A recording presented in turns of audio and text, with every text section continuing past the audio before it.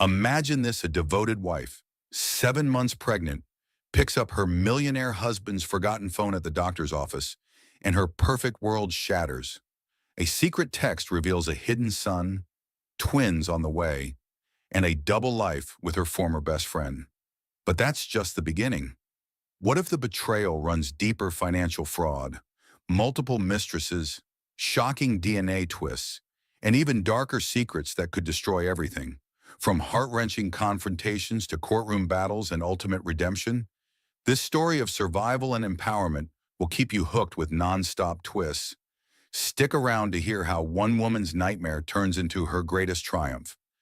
If you're as gripped as I am, hit that like button if you love epic drama. Comment your biggest plot twist prediction below. Share this with a friend who needs some inspiration. And subscribe for more mind-blowing stories like this. Turn on notifications so you never miss an update. Let's dive in. Sarah Davidson adjusted her maternity dress as she settled into the familiar waiting room chair at Dr. Martinez's office. At 42 and 7 months pregnant, these routine checkups had become a welcome break from the isolation of her Hamptons estate. Rick had promised to meet her here, but as usual, his business calls took priority. The pregnant wife, betrayed by her husband's priorities, had grown accustomed to attending appointments alone. She glanced at the empty chair beside her, then noticed Rick's iPhone buzzing on the side table. He must have forgotten it during his rushed exit from their morning argument about his upcoming business trip to Singapore. Sarah picked up the phone, intending to silence it, when a text notification lit up the screen. Her heart stopped as she read the sender, Isabella Business, and the preview message that would shatter her world. Our son asks when Daddy is coming home again. The twins are kicking. They'll be here soon. Time seemed to slow as Sarah's mind processed the words. Our son. The twins. Her hands trembled as she scrolled through more messages, each one revealing a deeper layer of betrayal. Photos of a little boy with Rick's distinctive green eyes, ultrasound images dated just weeks after her own, a message from Isabella saying, I can't wait for our family to be complete. The millionaire marriage secrets exposed in those few text messages hit Sarah like a physical blow. 18 years of what she thought was a perfect marriage crumbled in an instant. The frequent business trips, the late nights at the office, the way Rick had grown distant during her pregnancy. It all made horrible sense now. Mrs. Davidson. The nurse's voice seemed to come from underwater. Dr. Martinez will see you now. Sarah stood on unsteady legs, clutching the phone like evidence of a crime. She followed the nurse through the familiar hallway, her mind racing with questions and disbelief. How long had this been going on? Who was Isabella? And most devastatingly, how could the man she'd loved and trusted for nearly 2 decades do this to her while she carried his child after the appointment? Sarah drove directly to Rick's Manhattan office building, her hands gripping the steering wheel so tightly her knuckles were white. The 40-minute drive gave her time to cycle through every emotion: shock, anger, heartbreak, and a growing determination to confront the man who had destroyed her world. The elevator ride to the 32nd floor felt eternal. Sarah had visited Rick's office countless times over the years, often bringing him lunch or attending company parties where she played the perfect supportive wife. Now she saw the gleaming corporate environment differently. Had Isabella walked these same halls? Had Rick's colleagues known about the affair, while Sarah remained blissfully unaware? Rick's assistant looked surprised to see her. Mrs. Davidson. Mr. Davidson is in a meeting, but I'm sure he'd love to see you. Oh, he'll definitely want to see me, Sarah replied, her voice steady despite her racing heart. She pushed open the door to Rick's corner office without knocking. Her husband looked up from his conference table where he sat with 3 other executives, his expression shifting from annoyance to confusion to something approaching fear as he took in her appearance. Sarah, what are you doing here? Is everything okay with the baby? Everyone out, Sarah said firmly to the other men in the room. Now! Rick nodded to his colleagues, who quickly gathered their papers and left, closing the door behind them. The moment they were alone, Sarah held up his phone. You forgot this at the doctor's office, she said, her voice dangerously calm. Isabella, business has been texting you about your son and the twins she's carrying. The color drained from Rick's face. Outside the floor-to-ceiling windows, dark clouds gathered over Manhattan, and the first drops of rain began to streak the glass.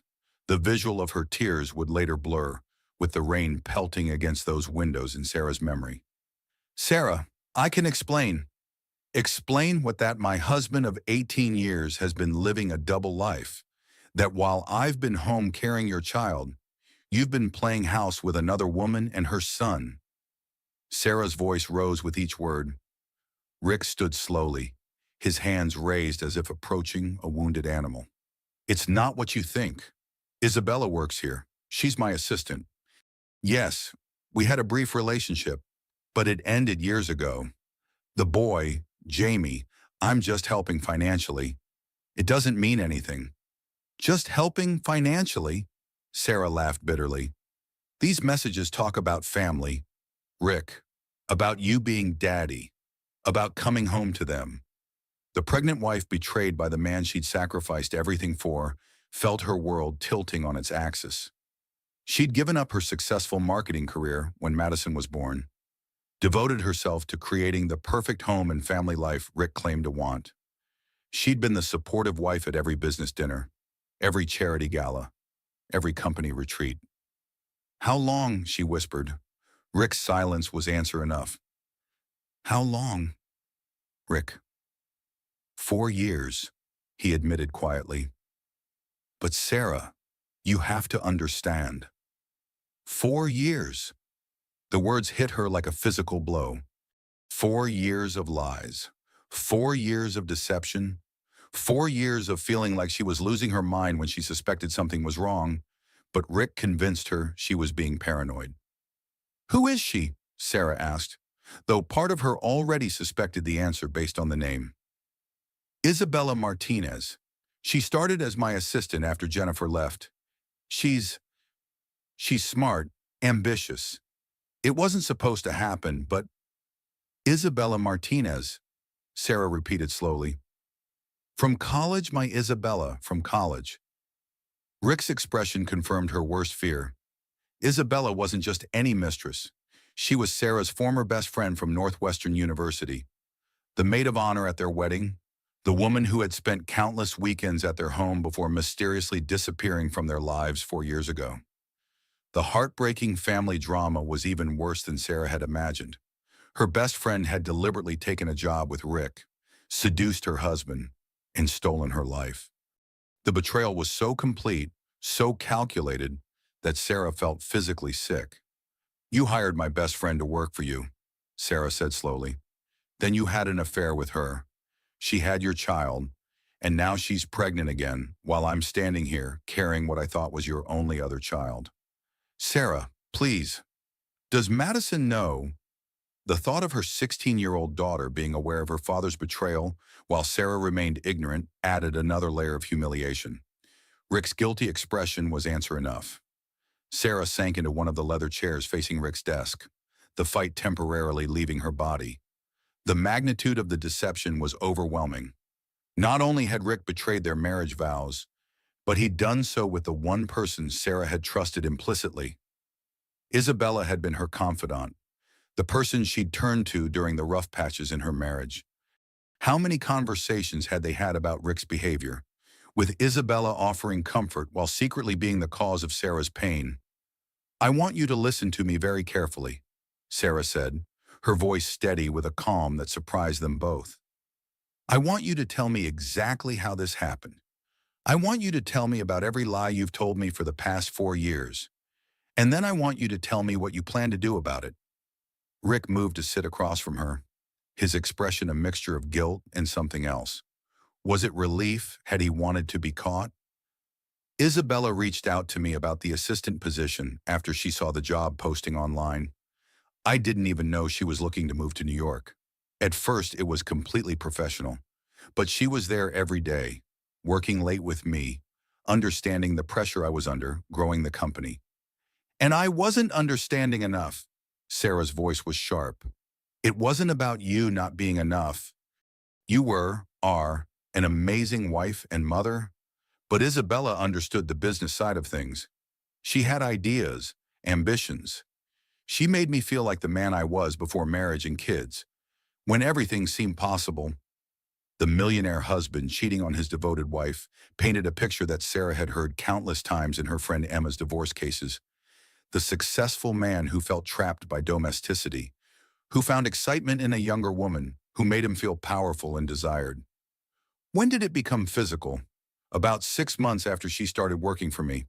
We were on a business trip to Chicago, dealing with a major client crisis. We'd been working around the clock. And one night you decided to destroy our marriage, Sarah finished. It was supposed to be just that once. But Isabella, she understood me in ways that I thought I'd lost. She saw potential in me that I'd forgotten existed. Sarah felt a bitter laugh rise in her throat. She saw potential in your bank account. You mean, that's not fair. Isabella has her own career, her own ambitions. She's not some gold digger. She's pregnant with your second child while married to another woman. Rick, if that's not calculating, I don't know what is. They sat in silence for several minutes, the rain now beating steadily against the windows. Sarah watched the water streak down the glass and felt her tears beginning to fall in a similar pattern down her cheeks. What about Jamie? She asked finally. He's 3. He's a good kid. Smart. Funny. He looks like Madison did at that age. The casual way Rick spoke about this child, his son that Sarah had never met, never even known existed, cut deeper than anything else. This wasn't just an affair. This was an entire alternate life that Rick had been living while she played the devoted wife. Does he know about us, about Madison and the baby? He knows I have another family. Isabella's been honest with him about that. Honest. Sarah tasted the bitter irony of the word. At least someone in this situation values honesty. She stood abruptly, her hand instinctively going to her rounded belly. The baby kicked as if responding to her stress, and Sarah felt a fierce protectiveness surge through her. Whatever happened between her and Rick, she would protect this child from the chaos he'd created. I need to go home, she said. I need to think. Sarah, wait. Rick stood as well, reaching into his desk drawer. He pulled out a manila envelope and held it out to her with shaking hands. What is this? Divorce papers, he said quietly. I had them drawn up last month. I was waiting until after the baby was born to discuss our options. The pregnant wife, betrayed by her husband's premeditation, felt the final piece of her world crumble. This wasn't a moment of weakness or a mistake that had spiraled out of control. Rick had been planning to leave her, had been preparing for this conversation while she planned their baby's nursery and dreamed of their family's future. You've been planning this, she whispered. I didn't know how to tell you. I thought if I waited until after Lily was born. Lily? Sarah's voice was sharp. How do you know we're having a daughter? The ultrasound isn't until next week. Rick's face went pale. I misspoke. No, you didn't. You know because Isabella is having twins, and you've been comparing our pregnancies. You probably know more about my own pregnancy than I do, because you've been sharing every detail with her. The depth of the betrayal was staggering. Not only had Rick been living a double life, but he'd been sharing the most intimate details of Sarah's pregnancy with his mistress. Had they laughed about her morning sickness, compared ultrasound photos, made plans for how Rick would divide his time between his two families? I was going to wait until after the baby, Rick said quietly. I thought it would be easier on everyone. Easier? Sarah's voice rose to near shouting. You thought keeping me in the dark while you played house with my former best friend would be easier. You thought letting me plan our future while you planned to leave would be easier. She clutched the envelope of divorce papers, the weight of them seeming to represent the end of everything she'd built her adult life around. The millionaire marriage secrets exposed in one afternoon had not only destroyed her present, but retroactively poisoned every happy memory of the past 4 years. I need to go, she said again, moving toward the door. Sarah, please, we can work this out. We can find a way to make this work for everyone? She turned back to look at him one last time. The man she'd loved for 2 decades, the father of her children, the person she'd trusted with her heart and her future, was a stranger. The Rick she'd married would never have been capable of this level of deception and cruelty. There is no everyone, Rick. There's you, your pregnant mistress, and your secret son. And then there's me, Madison, and this baby. Those are two separate families now. You made that choice when you decided to build a life with Isabella while keeping me as your cover story. Sarah walked out of the office, past the assistant who pretended not to stare, past the executives who probably knew more about Rick's personal life than she did, and into the elevator that would carry her away from the life she'd thought she was living. As the elevator descended, Sarah felt her phone buzz with a text message. For a moment, her heart leaped with the irrational hope that it might be Rick, taking back everything he just said, begging for forgiveness, promising to fix their marriage. Instead, it was from a number she didn't recognize. Sarah, it's Isabella. We need to talk. There are things Rick hasn't told you, things you deserve to know.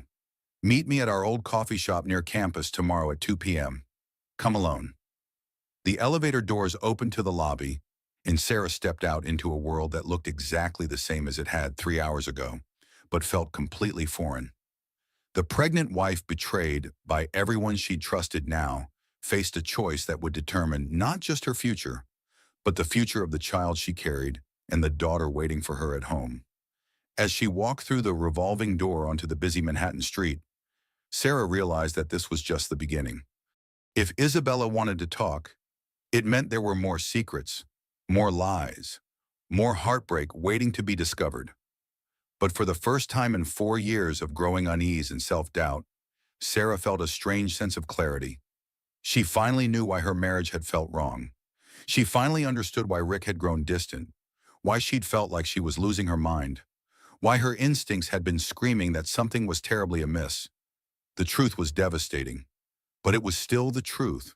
And armed with that truth, Sarah Davidson was about to discover just how strong a betrayed woman could become. The drive from Manhattan to the Hamptons had never felt so long.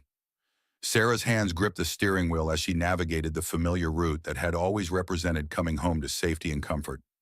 Now, as she approached the grand iron gates of their $8 million estate, every detail looked different through the lens of betrayal. The manicured gardens that she'd spent hours perfecting with their landscaper, the tennis court where Rick claimed to relax on weekends but probably spent calling Isabella, the pool house where they'd hosted countless parties with friends who likely knew about Rick's double life. Everything felt contaminated by lies. Sarah pulled into the circular driveway and sat in her Mercedes for several minutes, staring at the house that had been her pride and joy. The colonial architecture, the perfectly symmetrical windows, the wraparound porch where she'd imagined growing old with Rick.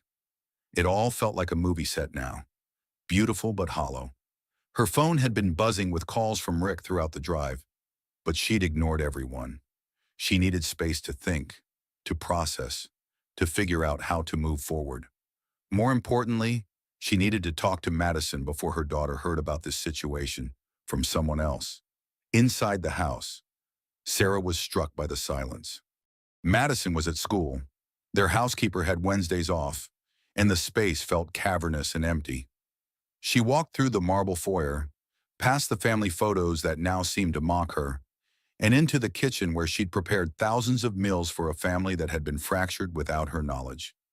Sarah poured herself a glass of water and sat at the island where she and Rick used to plan their days over morning coffee. The luxury divorce due to mistress scenarios that her friend Emma handled in her law practice had always seemed like distant dramas happening to other people. Now Sarah was living one of those stories, and the reality was far more devastating than she'd ever imagined. She pulled out her phone and dialed Emma Collins, the only person she trusted completely in this moment of crisis. Sarah, how did the doctor's appointment go? Everything okay with the baby? The concern in Emma's voice nearly broke Sarah's composure. Her friend had no idea that Sarah's world had imploded in the space of a single afternoon. Emma, I need you to come over. Right now. Something's happened. What's wrong? Are you hurt? Is it the baby? I'm physically fine. But Emma, Rick's been having an affair for 4 years with Isabella Martinez from college. She has his son, and she's pregnant with twins. The silence on the other end of the line stretched for several seconds. I'm leaving the office now, Emma said finally. Don't do anything. Don't sign anything. Don't talk to anyone until I get there. I'll be there in 40 minutes. Sarah ended the call and found herself drawn to the family photos lining the hallway. There was their wedding photo, Rick looking handsome in his tuxedo, Sarah radiant in her designer gown, Isabella beaming beside her as maid of honor. How could Sarah have missed the way Isabella looked at Rick in that photo? Or had the seeds of betrayal been planted even then? She continued down the hall to Madison's school photos, Rick's corporate headshots, family vacation pictures from Martha's Vineyard in Aspen. In every image, they looked like the perfect American family. Wealthy, attractive, successful. The millionaire husband cheating scandal was about to destroy not just their marriage, but the entire carefully constructed image they'd built over 18 years. Sarah climbed the stairs to their master suite, each step feeling heavier than the last. The bedroom that had been their private sanctuary now felt like a crime scene. How many times had Rick made love to her after spending time with Isabella? How many nights had he lain beside her, planning his escape while she dreamed of their future together? She walked into her massive walk-in closet, surrounded by designer clothes and shoes that represented years of playing the perfect wife. Chanel suits for charity galas, evening gowns for corporate functions, casual wear for country club events, all costumes in a performance that had been meaningless because the other lead actor had been playing an entirely different role. The weight of the betrayal hit her all at once, and Sarah collapsed onto the velvet bench in the center of the closet. Surrounded by the material symbols of her former life, she finally allowed herself to break down completely. The sobs came from somewhere deep inside her. 18 years of love and trust and sacrifice pouring out in a torrent of grief. This was her first peak moment of despair, sitting among designer clothes that now felt like costumes for a lie, pregnant and alone, realizing that everything she'd built her identity around had been an illusion. The pregnant wife, betrayed by the man she'd devoted her life to, faced the reality that she didn't even know who she was without Rick and their marriage. The sound of the front door opening pulled Sarah from her breakdown. She wiped her eyes and made her way downstairs, where Emma was already setting up her laptop at the kitchen table. All business despite the concern etched on her face. "Okay," Emma said without preamble. "Tell me everything. Start from the beginning and don't leave out any details." Sarah recounted the afternoon's revelations while Emma took notes, occasionally asking sharp questions that Sarah hadn't even thought to consider. Her friend's legal training was evident in how she approached the situation. Emotions aside, what were the facts? What could be proven? What were Sarah's rights and options? "The first thing we need to do is secure your financial position," Emma said. "If Rick's been planning this for months, he's likely been moving assets around. We need to get a complete picture of your marital estate before he can hide anything else." "I don't even know where to begin with that. Rick handles all our finances." "That's about to change. I'm going to need you to gather every financial document you can find. Bank statements, investment accounts, business records, insurance policies, everything. We also need to secure your access to joint accounts before he can freeze you out." As if on cue, Sarah's phone buzzed with an alert from their bank. Her stomach dropped as she read the notification. "Emma, I just got an alert that our joint checking account has been restricted. Rick's already cut off my access." Emma's expression hardened. "That son of a bitch. Don't worry. We can get a court order to restore your access. But this tells us everything we need to know about how Rick plans to handle this divorce. He's not looking for an amicable split. He's been preparing for war." The front door slammed, and both women looked up to see Madison storming into the kitchen, her backpack slung over her shoulder and her face flushed with anger. "Is it true?" their 16-year-old daughter demanded. "Is Dad really leaving us for his assistant and her kids Sarah's heart sank. Madison, how did you? Everyone at school is talking about it. Apparently, Dad's been seen around town with some woman and a little boy for months. The whole country club knows. Everyone knows except apparently me and you. The pregnant wife, betrayed by her husband's public humiliation, felt a new wave of devastation. Not only had Rick been living a double life, but he'd been careless enough that their elite social circle had noticed. Sarah had been the only one living in ignorance, while their friends and neighbors whispered about Rick's affair. Sweetheart, sit down. We need to talk about this. I don't want to talk. Madison's voice cracked with emotion. I want to know why Dad chose some other woman over our family. I want to know why he's been lying to us for years. And I want to know why you didn't figure it out sooner. The accusation hit Sarah like a physical blow. Her own daughter was blaming her for not preventing Rick's betrayal, for not being smart enough or observant enough to protect their family. Madison, this is not your mother's fault, Emma said firmly. Your father made choices that hurt this family. That's on him, not on anyone else. But Mom's supposed to be smart. She's supposed to know these things. How could she not know that Dad had a whole other family? Sarah watched her daughter struggle with the same questions that had been torturing her all afternoon. How could the people closest to Rick not have seen the signs?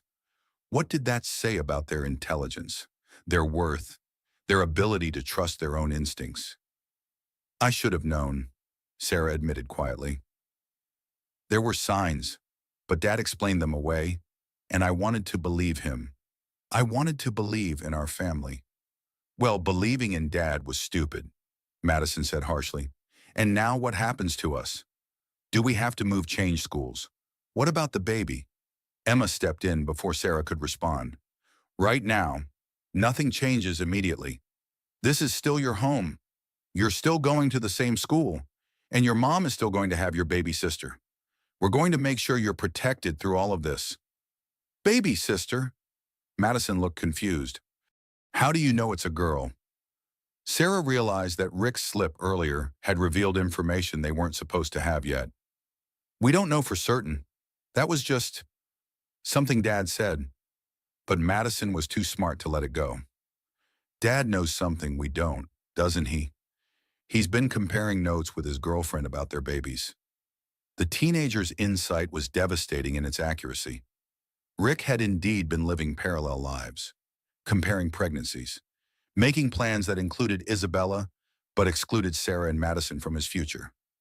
I hate him, Madison said quietly. I hate him for doing this to us, and I hate him for making Mom cry, and I hate him for choosing them over us. Sarah pulled her daughter into a hug, both of them crying for the family they'd lost, the father and husband who had betrayed them both. The heartbreaking family drama was just beginning, and they were all going to have to find ways to survive it. Emma's phone rang, interrupting the moment. She answered with her professional voice, but her expression grew increasingly grim as she listened. That was my investigator, she said after hanging up. I asked him to do some preliminary research on your financial situation. Sarah, I need you to sit down. What is it?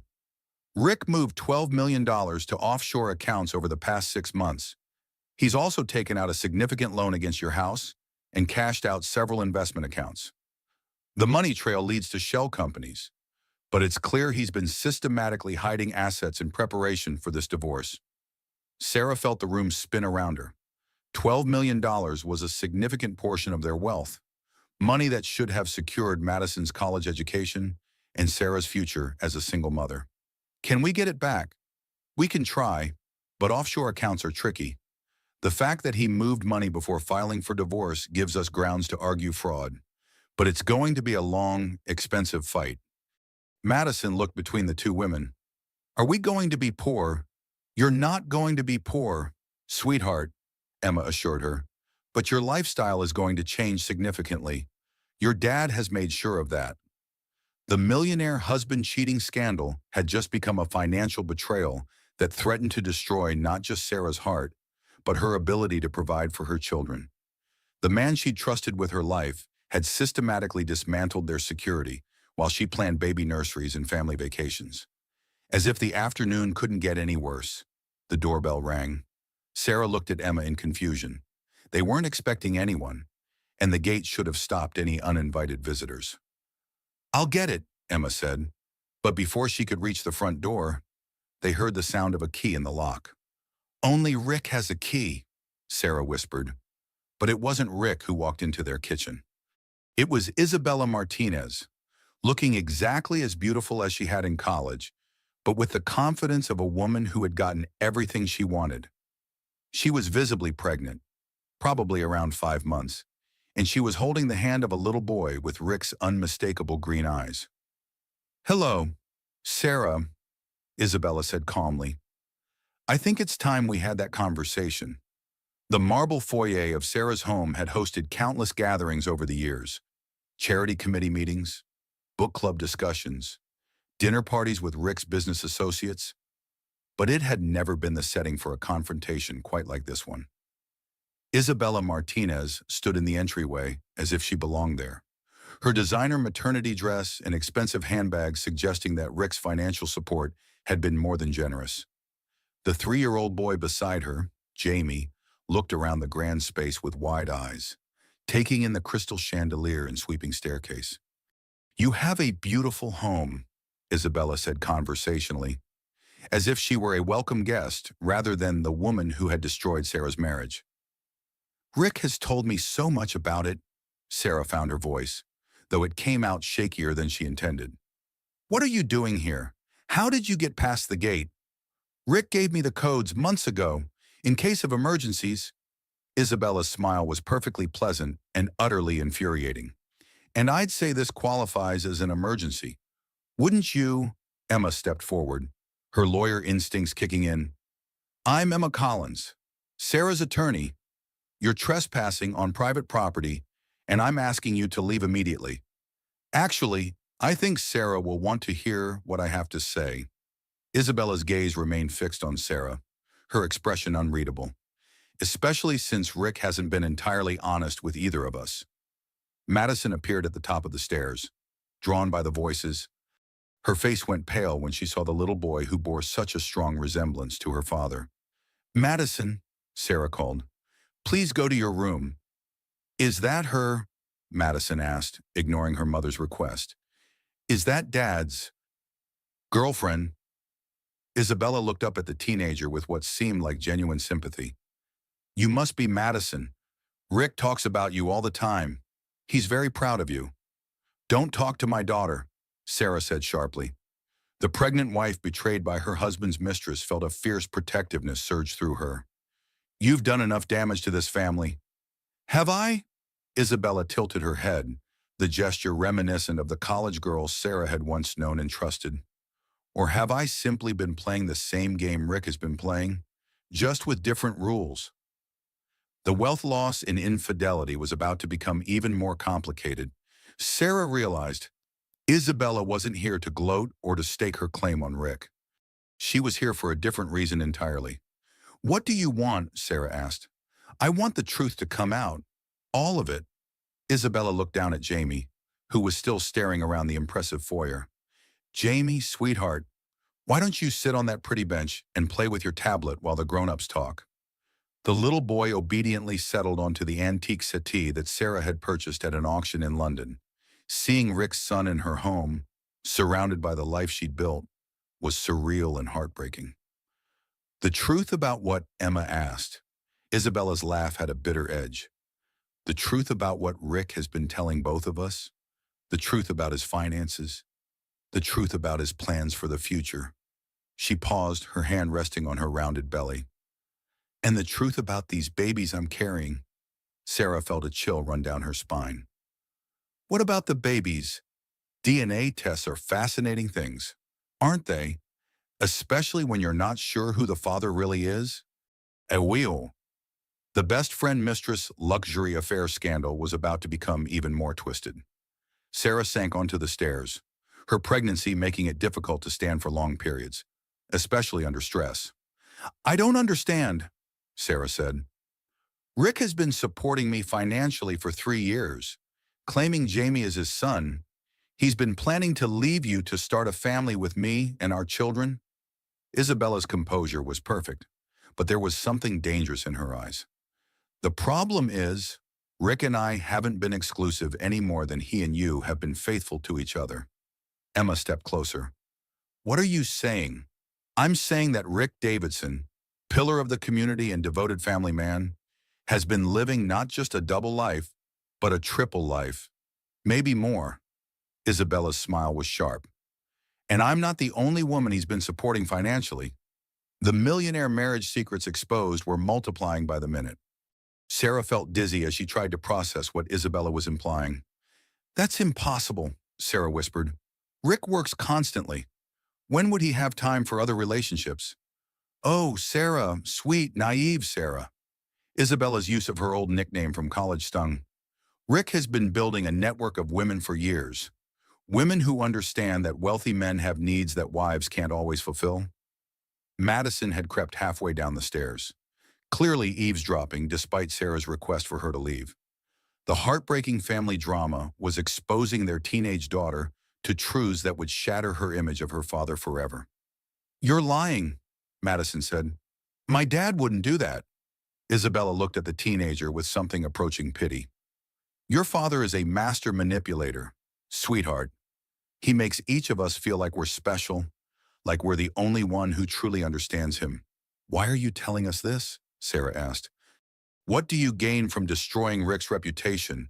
Because Rick has been lying to me too. Isabella's mask of composure finally cracked, revealing genuine anger underneath.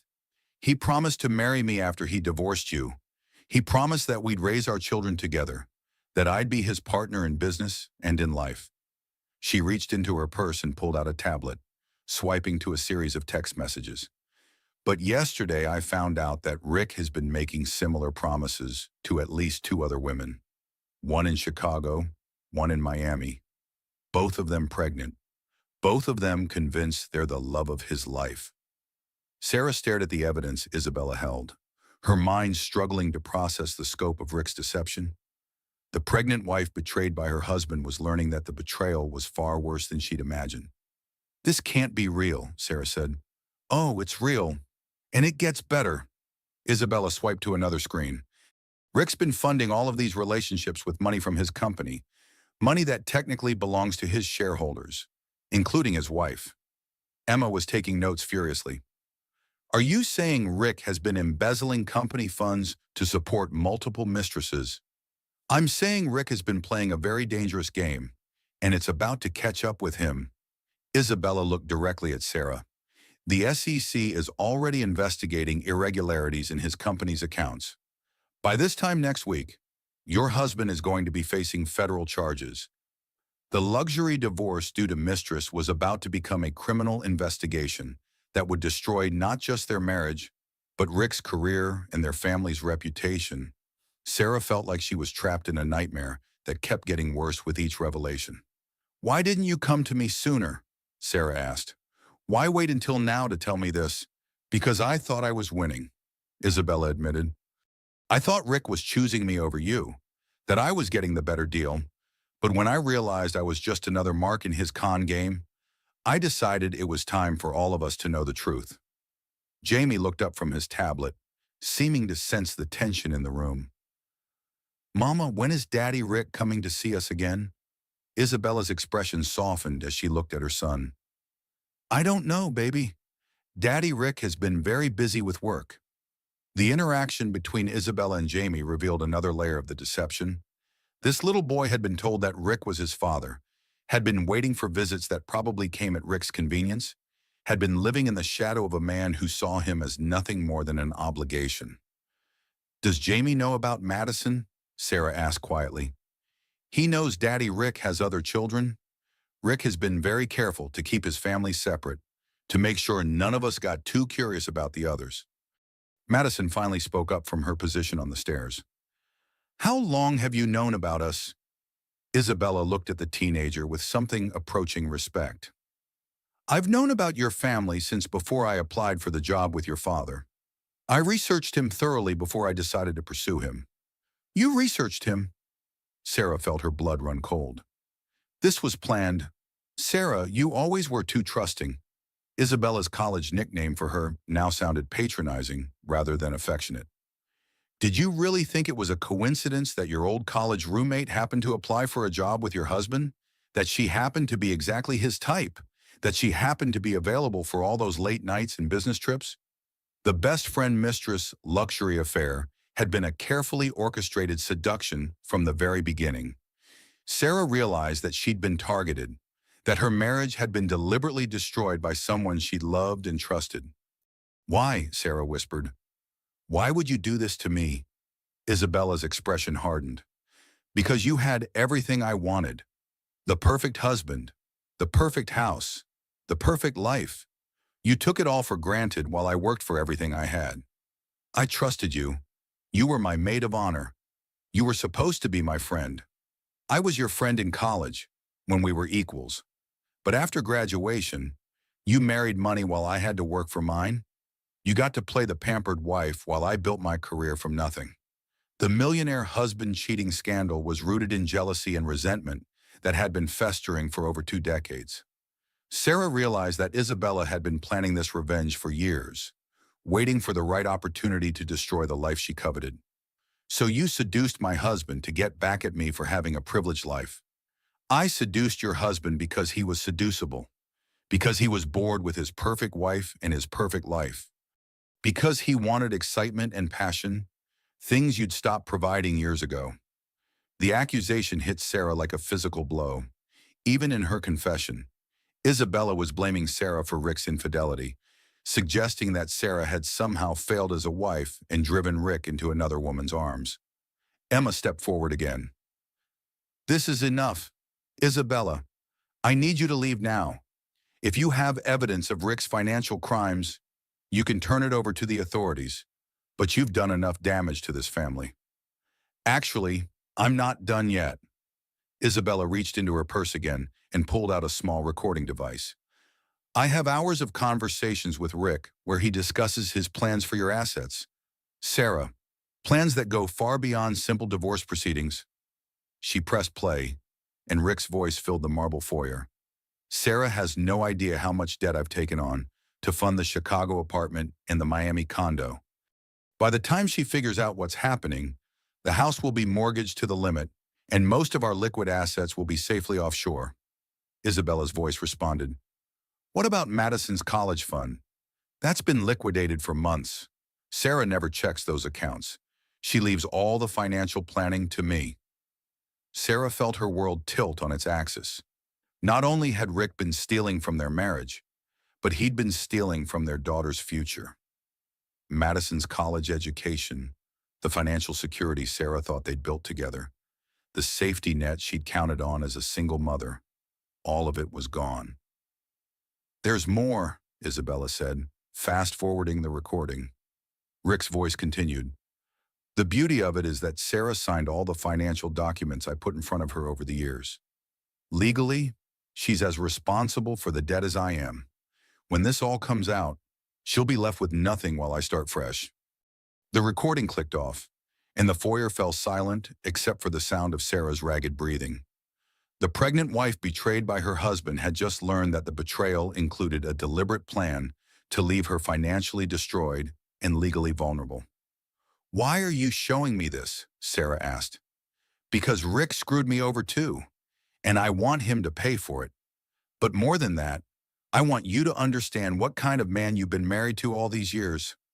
Isabella looked around the beautiful foyer one more time, taking in the artwork and antiques that would probably have to be sold to pay Rick's debts. Enjoy your house while you can. Sarah, according to Rick's plan, you'll be losing it soon. With that, Isabella took Jamie's hand and walked back toward the front door, leaving Sarah, Emma, and Madison sitting in the stunned silence amid the wreckage of everything they thought they knew about their lives. But before Isabella could reach the door, it opened from the outside. Rick walked in, stopping short when he saw the group assembled in his foyer. What the hell is going on here? He demanded.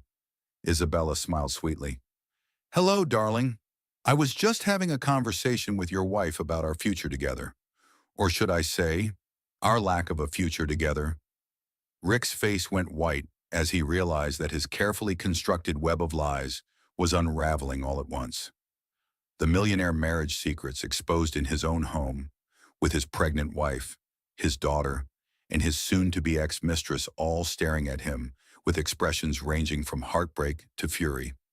"Sarah, I can explain," he began. "No," Sarah said, standing up with more strength than she'd felt all day. "You can't explain this, Rick. You can't explain away 4 years of lies, multiple affairs, embezzlement, and a deliberate plan to financially destroy your own family." She turned to Emma. "I want him out of this house. Now. And I want to file every criminal and civil action we can against him." Emma nodded grimly. "Already on it."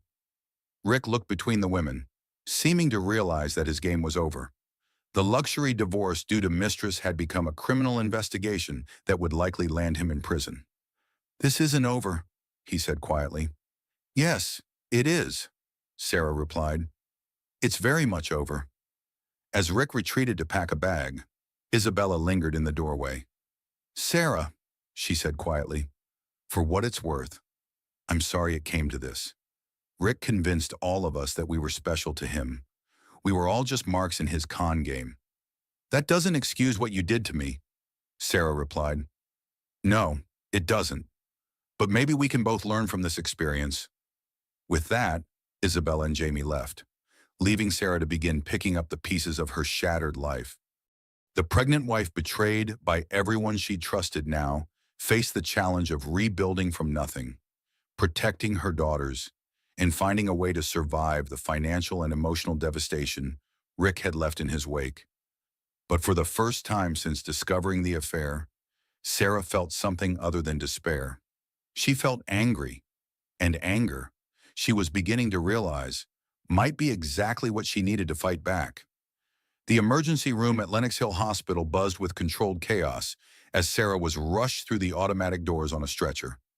The confrontation with Isabella and Rick had triggered early contractions, and what had started as emotional distress had quickly become a medical emergency, threatening both Sarah and her unborn daughter. "Ma'am, try to stay calm," the paramedic said as they wheeled her toward triage. "Your blood pressure is dangerously high, but we're going to take good care of you." Emma held Sarah's hand as they moved through the corridor, her face grim with worry. Madison had been left at home with Emma's teenage son, spared the additional trauma of seeing her mother in medical crisis. "Is the baby going to be okay?" Sarah managed to ask between contractions. "The doctors are going to do everything they can," Emma replied, though Sarah could hear the concern in her voice. As they reached the labor and delivery unit, Sarah caught sight of a familiar figure in the waiting area. Isabella sat in one of the chairs, still holding Jamie's hand, her own face pale with what looked like genuine worry. "Why is she here?" Sarah gasped. "I called Rick when the ambulance came," Emma explained. "She must have come with him." The heartbreaking family drama was playing out in the sterile environment of a hospital, where Sarah's moment of greatest vulnerability was being witnessed by the woman who had helped orchestrate her downfall. Dr. Martinez, Sarah's obstetrician and, ironically, no relation to Isabella despite sharing a surname, took charge as soon as they reached the delivery room. "Sarah, we need to get these contractions under control. You're only 32 weeks along, which means we need to do everything possible to keep this baby inside for at least a few more weeks." "But she's going to be okay." Sarah's voice was tight with pain and fear. "We're going to do our best, but I need you to try to relax. The stress you're under is making everything worse." "Relax." Sarah almost laughed at the absurdity of the suggestion. Her marriage had imploded, her financial future was destroyed, her husband was facing criminal charges, and now her baby was in danger. Relaxation seemed like an impossible luxury. The next few hours passed in a blur of medical interventions. IVs were inserted, monitors were attached, and medications were administered to try to stop the early labor. Emma stayed by Sarah's side throughout, fielding phone calls from their lawyer and trying to coordinate the legal and financial crisis while Sarah focused on keeping her daughter safe. Around midnight, the contractions finally began to subside. Dr. Martinez checked the monitors and nodded with cautious optimism. I think we've got things under control for now. But Sarah, you're going to need complete bed rest for the remainder of your pregnancy. No stress, no drama, no complications. Doctor, I'm in the middle of a divorce from hell. Stress-free isn't really an option right now. Dr. Martinez's expression was sympathetic but firm.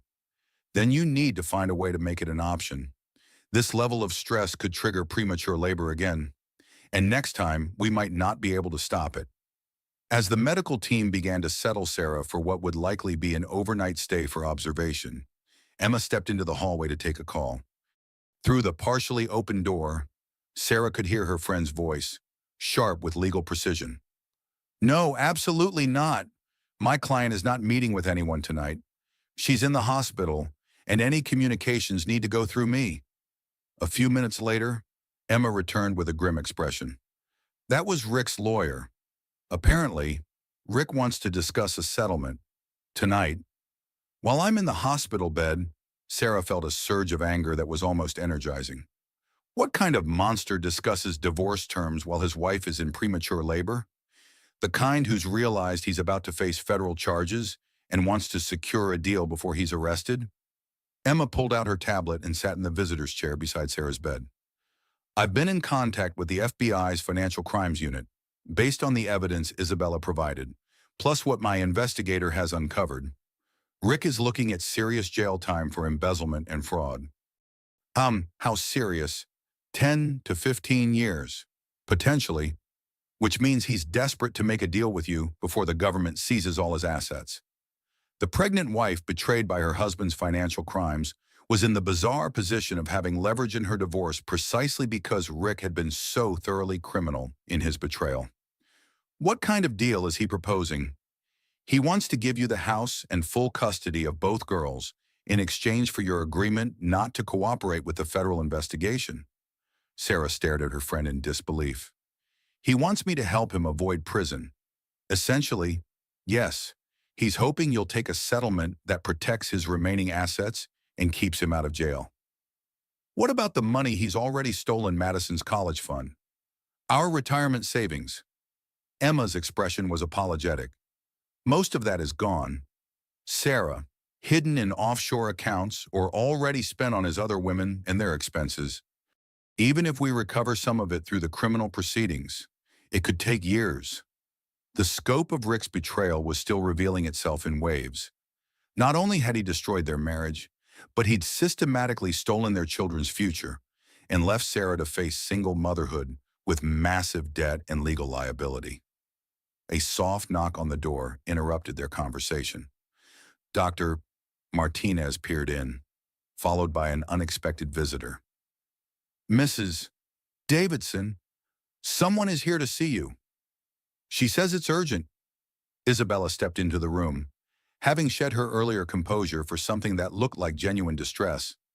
Sarah, I know you don't want to see me, but there's something else you need to know. Something I just found out about Rick's business dealings. Emma stood protectively near Sarah's bed. Anything you have to say can be said through lawyers. This can't wait for lawyers, Isabella said urgently. Rick's company is being investigated by more than just the FBI. The IRS is involved, and so is the SEC. He hasn't just been stealing money, he's been running a Ponzi scheme using investor funds to pay for his personal expenses. Sarah felt her head spinning. A Ponzi scheme. The Chicago woman, the Miami woman, the others. They weren't just mistresses. Some of them were investors he was defrauding. He's been using new investment money to pay returns to earlier investors while siphoning off millions for his personal use. Emma was typing frantically on her tablet. How do you know this?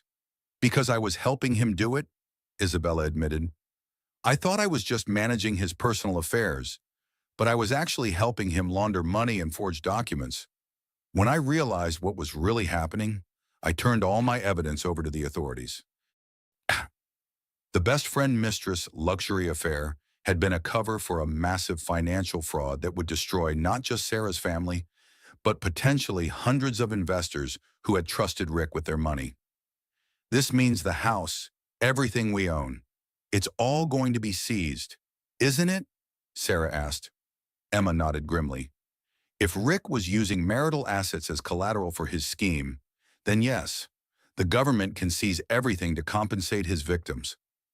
Sarah closed her eyes, trying to process the magnitude of the disaster. Not only had Rick destroyed their marriage, but he'd potentially left her homeless and destitute while facing criminal liability as his unwitting accomplice. There's something else, Isabella said quietly. The reason I'm really here. She pulled out her phone and showed Sarah a text message thread. Rick has been trying to convince me to flee the country with him. He has fake passports prepared and money hidden in accounts in the Cayman Islands. He's planning to disappear before he can be arrested. When? Emma asked sharply. Tomorrow night. He's booked on a private flight to Grand Cayman, then connecting to a country with no extradition treaty. Sarah stared at the evidence of Rick's escape plan. The man who had been her husband for 18 years, the father of her children, was prepared to abandon them completely to save himself from the consequences of his crimes. Why are you telling me this? Sarah asked. Isabella was quiet for a long moment. Because I have a son who believes Rick is his father. Because you have daughters who deserve better than to be abandoned by a criminal. And because we both deserve to see him face the consequences of what he's done to us. Emma was already on her phone, presumably calling the FBI to report Rick's planned flight. There's something else you should know, Isabella continued. The DNA tests on Jamie and the twins I'm carrying. Rick isn't their father. Sarah felt her heart skip a beat. What? I've been lying about the paternity to secure his financial support. Jamie's real father is a married businessman in Chicago who won't acknowledge him. The twins. I'm honestly not sure who their father is. The revelation that Isabella had been running her own con game added another layer to the already complex web of deception. Everyone in Rick's orbit, it seemed, had been lying to everyone else. So Rick has been supporting a child who isn't his and planning to leave his actual daughters. Sarah felt a bitter laugh rising in her throat. Rick has been supporting several children who might not be his, while stealing from his actual family, Isabella corrected. He's not a victim in this. Sarah, he knew the DNA was questionable, but it gave him an excuse to spend money on women while claiming it was parental responsibility. Emma finished her phone call and turned back to them. The FBI is moving to arrest Rick tonight. They'll pick him up at whatever hotel he's staying at. He's not at a hotel, Isabella said. He's at the Miami apartment with woman number 3. I can give you the address. As Isabella provided the information that would lead to Rick's arrest, Sarah felt an unexpected kinship with the woman who had helped destroy her marriage. They had both been manipulated and used by a master con artist who had convinced them they were special while he systematically betrayed everyone who trusted him. Isabella, Sarah said quietly, what happens to Jamie now? If Rick isn't his father and he's about to be arrested, Isabella's composure finally cracked completely, tears streaming down her face. I don't know. I've built my whole life around Rick's support. Without that, I can't afford the apartment he set up for us. I can't afford Jamie's private school. I can't afford anything. The wealth loss and infidelity was affecting not just Sarah, but all the women Rick had deceived. His arrest would leave a trail of single mothers and abandoned children, all victims of his elaborate con game. The twins you're carrying, Sarah asked gently. Do you have any idea who the real father might be? One of 2 men, both married, both unwilling to take responsibility. I was hoping Rick would continue to believe they were his long enough for me to figure something else out. Emma looked between the 2 women with something approaching amazement. You realize you're both victims of the same con artist, that Rick manipulated both of you into believing you were in control when he was actually pulling all the strings? Sarah nodded slowly. The pregnant wife betrayed by her husband's elaborate fraud was beginning to understand that everyone in Rick's orbit had been betrayed in different ways. Isabella's methods had been reprehensible, but her motivations were rooted in the same desperation for security and love that had made Sarah so vulnerable to Rick's lies. What happens now? Sarah asked. Now we both figure out how to rebuild our lives without Rick's money or support, Isabella said. And we both hope that testifying against him will be enough to reduce whatever criminal liability we might face for unknowingly participating in his schemes. Emma was reviewing documents on her tablet. Based on the evidence Isabella has provided, I think we can make a strong case that you were both victims rather than co-conspirators. But it's going to be a long, complicated legal process. A nurse appeared in the doorway. Mrs. Davidson, your husband is on the phone. He says it's urgent. Sarah looked at Emma, who nodded. Put him through, but keep it short. The stress isn't good for you or the baby. Rick's voice on the hospital phone sounded strained and desperate. Sarah, I need you to listen to me very carefully. I'm about to be arrested, but there are things I can do to protect you and the girls if you're willing to work with me. Protect us from what, Rick? From the financial ruin you've created, from the criminal charges we might face because of your fraud. I can make sure the house stays in your name, make sure Madison's college fund is restored, make sure you have enough money to raise the baby. But I need you to refuse to cooperate with the federal investigation. Sarah looked at Isabella, who was listening to every word. The woman who had helped destroy her marriage was now a fellow victim of Rick's con game, and they were both facing an uncertain future. Rick, Sarah said finally, the answer is no. I'm not going to help you escape the consequences of what you've done to us, to our children, and to all the other people you've defrauded. Sarah, please, I'm begging you. I can make this right if you just give me the chance. You can't make this right. Rick, you destroyed our marriage, stole our money, lied to our children, and committed crimes that hurt innocent people. The only thing you can do now is face the consequences. She hung up the phone and looked at Emma and Isabella, two women who represented the past and future of her life in very different ways. What happens to us now? She asked. Now we survive, Emma said simply. We figure out how to rebuild from nothing, how to protect our children, and how to make sure Rick faces justice for what he's done. Isabella nodded in agreement. And maybe we help each other through it. We're both going to need all the allies we can get. As dawn broke over Manhattan, Sarah lay in her hospital bed contemplating the wreckage of her life and the uncertain future ahead. The pregnant wife, betrayed by her husband's massive fraud, had lost everything she'd thought was secure.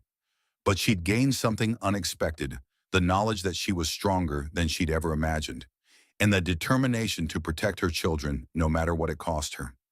The heartbreaking family drama was far from over, but for the first time since discovering Rick's betrayal, Sarah felt like she might actually survive it. 6 months later, Sarah stood in the floor-to-ceiling windows of her new Beverly Hills office, watching the California sunset paint the sky in shades of gold and pink. The view from the 35th floor of the Century City Tower was breathtaking, a stark contrast to the sterile hospital room where she'd made the decision to fight back against Rick's betrayal. Baby Lily slept peacefully in her carrier beside Sarah's desk, her tiny features a perfect blend of her parents' genetics, but unmarked by the chaos that had preceded her birth. After 2 months of bed rest and a carefully managed delivery, Lily had arrived healthy and strong, a miracle considering the stress and trauma of Sarah's pregnancy. Mom, the Goldstein account presentation is ready for your review. Madison called from the reception area of Davidson Marketing Solutions. At 17, Madison had surprised everyone by choosing to spend her gap year before college, working with her mother instead of lounging at the country club, like most of her former friends. The midlife career comeback had been born out of necessity rather than choice. But Sarah had discovered that rebuilding her professional life was infinitely more satisfying than playing the perfect wife had ever been. When Rick's crimes had been exposed and their assets frozen, Sarah had been forced to start over with nothing but her marketing degree and the connections she'd maintained from her pre-marriage career. Emma knocked on the office door and entered with a stack of legal documents. The final divorce decree is ready for your signature, she said, settling into one of the leather chairs facing Sarah's desk. And I have news about Rick's sentencing. Sarah moved away from the window and sat behind her desk, careful not to disturb sleeping Lily. The past 6 months had been a whirlwind of legal proceedings, FBI interviews, asset recovery attempts, and the challenging process of starting a new business while caring for a newborn. What did he get? Sarah asked, though she'd already prepared herself for disappointment. White-collar criminals with good lawyers often received lighter sentences than their crimes warranted. 12 years in federal prison, plus full restitution to his victims, Emma replied. The judge was particularly harsh because of the number of families Rick destroyed and the deliberate way he targeted women who trusted him. Sarah felt a complex mix of emotions. Relief that Rick would face consequences, sadness that Madison and Lily would grow up with their father in prison, and a strange sense of closure after months of legal uncertainty. What about the restitution? Will we actually see any of that money? Emma's expression was cautiously optimistic. The FBI recovered about 60% of the stolen funds from Rick's offshore accounts. Your share should be enough to secure college funds for both girls and give you some financial stability while you build the business. The female empowerment after millionaire marriage betrayal had been hard-won through months of testimony, depositions, and the painstaking process of untangling Rick's web of financial crimes. Sarah had testified before federal grand juries, provided evidence to multiple law enforcement agencies, and faced down Rick's attempts to manipulate her into protecting him. Madison appeared in the doorway with a tablet in her hands. Mom, we just got the final approval from the Goldstein Group. They want to sign a year-long contract for their complete digital marketing overhaul. Sarah felt a surge of pride and accomplishment. The Goldstein Group was a major Beverly Hills real estate firm, and landing their account would establish Davidson Marketing Solutions as a serious player in the competitive LA market. That's fantastic, sweetheart. How much is the contract worth? $2.5 million for the first year, with options for renewal, Madison said, only grinning. Mom, we did it. We're actually going to be okay. Emma raised an eyebrow. More than okay, I'd say. Sarah, you've built $1 million business in 6 months while raising a newborn and testifying against your criminal ex-husband. That's pretty extraordinary. The midlife career comeback story was exceeding even Sarah's most optimistic projections. The contacts she'd maintained from her pre-marriage career had been eager to work with her once word spread about her situation and her determination to rebuild. The story of the pregnant wife betrayed by her millionaire husband who fought back and created her own success had become inspirational to many women in similar situations. Baby Lily stirred in her carrier, making the soft sounds that meant she was waking up hungry. Sarah lifted her daughter into her arms, marveling at how perfectly Lily fit against her shoulder, how completely innocent she was of the drama that had surrounded her birth.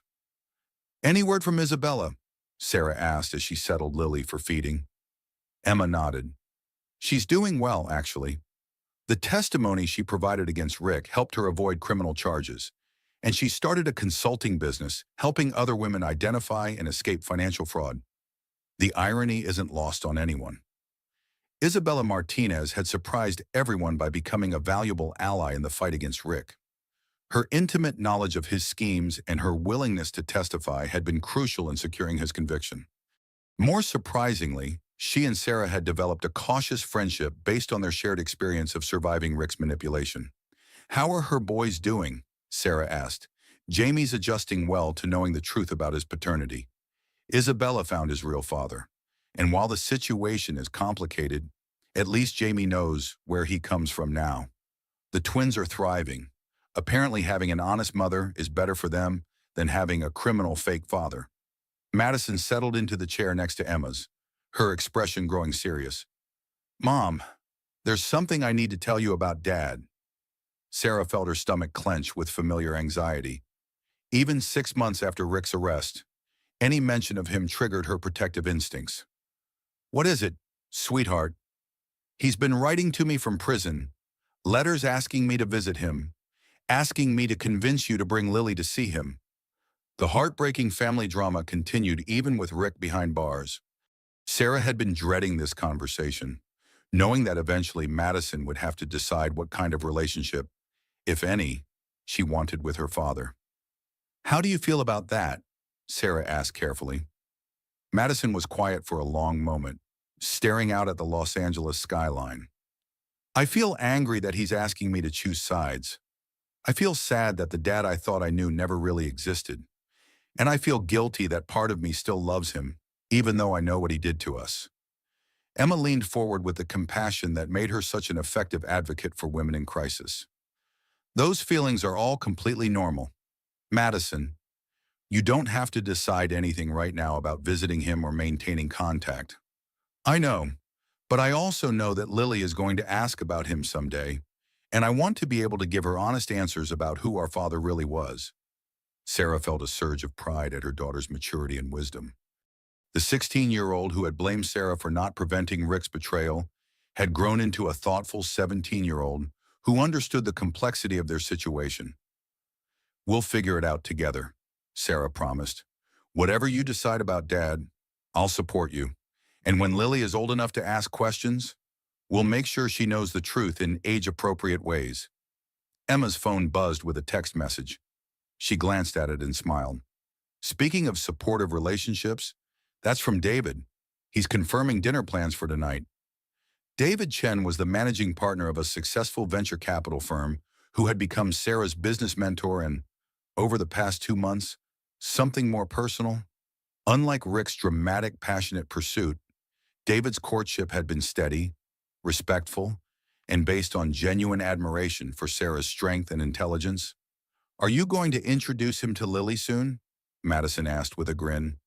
Sarah blushed slightly. Maybe. We're taking things very slowly. After everything with your father, I want to be absolutely sure about anyone I bring into our lives. The pregnant wife betrayed by her husband's elaborate con game was approaching new relationships with hard-won wisdom about the difference between charm and character, between passion and genuine love. Emma gathered her legal documents and stood to leave. I hate to break up this family bonding time, but I have another client meeting tonight. Sarah, you should feel incredibly proud of what you've accomplished. 6 months ago, you were in a hospital bed thinking your life was over. Now you're running a successful business, raising two amazing daughters, and building a new life on your own terms. After Emma left, Sarah and Madison worked together to close up the office for the day. The routine of shutting down computers, reviewing tomorrow's schedule, and preparing Lily's diaper bag for the drive home had become comfortingly familiar. Mom, Madison said as they waited for the elevator, I'm proud of you too. I know I was angry at you for a while after Dad's arrest, but I understand now that you were just as much a victim as I was. Sarah felt tears prick her eyes. Thank you, sweetheart. That means more to me than you know. And I'm excited about starting USC in the fall. Knowing that my college is paid for with money you earned instead of money Dad stole makes it feel more meaningful. The elevator arrived, and they rode down to the parking garage in comfortable silence. Sarah's new BMW, purchased with her own earnings rather than Rick's stolen money, represented independence and self-sufficiency in a way that her previous luxury cars never had. As they drove through Beverly Hills toward their rented house in the hills above Sunset Boulevard, Sarah reflected on how much their lives had changed. The $8 million Hamptons estate was gone, seized by the government and sold to compensate Rick's victims. But the 4-bedroom house they rented in LA felt more like home than the mansion ever had. Probably because it represented security Sarah had earned rather than wealth that had been built on lies. David's picking you up at 7, Madison asked as they pulled into their driveway. Yes, but I can cancel if you'd rather have family time tonight. Mom, go on your date. You deserve to have some fun with a man who isn't a sociopathic criminal. Sarah laughed at her daughter's blunt assessment. When did you become so wise about relationships? When I watched you survive the worst betrayal imaginable and come out stronger. If my mom can rebuild her entire life after being destroyed by a con artist, I figure she can probably handle dating a nice venture capitalist. Inside their house, Sarah prepared for her evening with David while Madison took over baby duties with Lily. The simple pleasure of getting dressed for a date with a man who respected her intelligence and admired her strength felt revolutionary after years of being valued primarily as Rick's attractive wife. David arrived promptly at 7, carrying flowers for Sarah and a small gift for Lily. His easy interaction with Madison and his genuine interest in hearing about her college plans reinforced Sarah's growing belief that he was nothing like Rick. "How was your day?" David asked as they drove toward their dinner reservation at a quiet restaurant in Manhattan Beach. "Productive. We landed the Goldstein account, which puts us ahead of our revenue projections for the year." "That's fantastic. I told you that taking the risk of starting your own firm would pay off." David's belief in Sarah's business acumen had been crucial during the early months when she doubted her ability to succeed without Rick's financial support. Unlike Rick, who had patronized her career ambitions, David treated her as an equal partner in their conversations about business and investing. "I got some news about Rick today," Sarah said as they settled into their table overlooking the Pacific Ocean. "Good news or bad news? Complicated news. 12 years in prison, which feels like justice. But he's trying to maintain contact with Madison, which creates emotional complications for everyone." David nodded thoughtfully. "How are you handling that?" "I'm trying to support Madison in making her own decisions about her relationship with her father, while protecting Lily from the whole situation until she's old enough to understand it." "That sounds like a wise approach. You're giving Madison agency while protecting Lily's innocence." The difference between David's thoughtful response and Rick's manipulative reactions to family crises highlighted how much Sarah's standards had evolved. She was no longer impressed by grand gestures or passionate declarations. Instead, she valued consistency, honesty, and genuine respect. As they shared dinner and watched the sun set over the ocean, Sarah felt a contentment she hadn't experienced in years. The female empowerment after millionaire marriage betrayal had led her not just to financial independence, but to a clearer understanding of what she wanted from life and relationships. "Sarah," David said as they finished their meal, "I know we've been taking things slowly, and I respect that completely, but I want you to know that I'm falling in love with you, not just with your strength or your success, but with who you are as a person." Sarah felt her heart skip a beat. After Rick's manipulation and betrayal, she'd wondered if she would ever be able to trust her own judgment about men again. "I'm falling in love with you too," she admitted, "but I need you to understand that I come with complications. 2 daughters, a criminal ex-husband, and probably some trust issues that will take time to fully resolve." "I understand all of that," David said, reaching across the table to take her hand. "And I'm here for all of it. The complications, the healing process, and hopefully the future we could build together." As they drove back toward Beverly Hills, Sarah felt a sense of possibility she hadn't experienced since before Rick's betrayal. The pregnant wife betrayed by her husband's crimes had not just survived, she had rebuilt her life into something better than what she'd lost. But as they pulled into her driveway, Sarah noticed a car she didn't recognize parked across the street. David noticed it too, his expression growing concerned. "That car has been following us since we left the restaurant," he said quietly. Sarah's phone buzzed with a text message from an unknown number. "Enjoying your new life. Don't get too comfortable. Rick's business partners are very unhappy about his cooperation with the FBI. They think his family should share his consequences." The midlife career comeback story was about to take another dark turn. Rick's criminal associates, it seemed, weren't content to let Sarah rebuild her life in peace. The pregnant wife betrayed by her husband's fraud was about to discover that some betrayals have consequences that extend far beyond divorce and prison sentences. "David," Sarah said, her voice steady despite her racing heart, "I think we need to call the police." The federal courthouse in downtown Los Angeles buzzed with media activity as Sarah walked up the marble steps flanked by Emma and a team of FBI agents. The custody hearing that should have been a private family matter had become a public spectacle due to Rick's high-profile criminal case and the salacious details of his multiple affairs. "Mrs. Davidson, how do you respond to your husband's claims that you're an unfit mother?" a reporter shouted from the crowd of journalists gathered on the courthouse steps. Sarah kept her eyes focused straight ahead, following Emma's advice to ignore the media circus. The millionaire husband cheating scandal had captured public attention in a way that made their private pain into entertainment for strangers. Inside the courthouse, The reality of their situation became even more stark. Rick sat at the defense table in his orange prison jumpsuit, flanked by two expensive lawyers who somehow still believed they could rehabilitate his image enough to win him custody of Madison and Lily. Your Honor, Rick's lead attorney began, my client may have made mistakes in his business dealings, but those mistakes don't negate his love for his daughters or his rights as their father. Sarah felt her blood pressure rising as she listened to the sanitized version of Rick's crimes. Mistakes in business dealings was a euphemistic way of describing a multi-million-dollar fraud scheme that had destroyed dozens of families and left Sarah and her daughters financially devastated. Emma stood to address the judge. Your Honor, Mr. Davidson didn't make mistakes. He committed deliberate crimes that included stealing his own children's college funds and leaving his pregnant wife destitute. The man who would steal from his own family's future cannot be trusted with those children's welfare. The luxury divorce asset division had become secondary to the more pressing issue of protecting Madison and Lily from a father who had already demonstrated that his children's well-being was less important to him than his own selfish desires.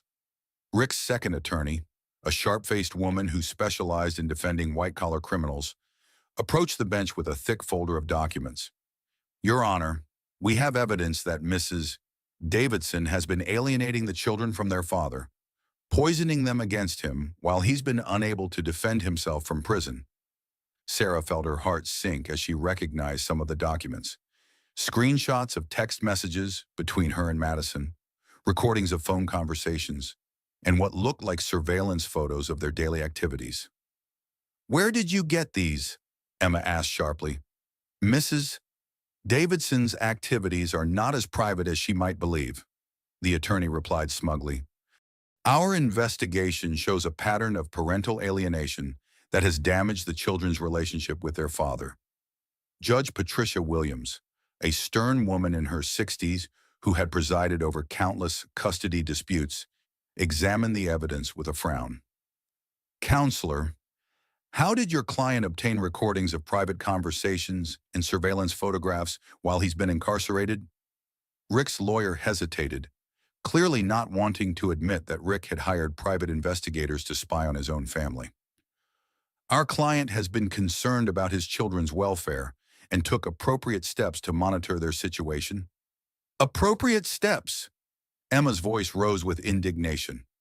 Your Honor, this evidence was obtained through illegal surveillance of my client and her minor children. Mr. Davidson hired investigators to spy on his family from prison, violating their privacy and possibly breaking additional laws. Sarah felt sick as she realized the extent of Rick's continued manipulation. Even from prison, he was trying to control and intimidate her, gathering ammunition to use against her in their custody battle. But the worst was yet to come. Rick's attorney played an audio recording that made Sarah's blood run cold. Madison, your father loves you very much. Sarah's voice came through the courtroom speakers. But he's made choices that hurt our family, and you have every right to be angry about that. I hate him, Madison's voice replied. I hate him for what he did to you, and I hate him for stealing my college money, and I hate him for choosing his girlfriends over us. I know, sweetheart. I hate him too sometimes.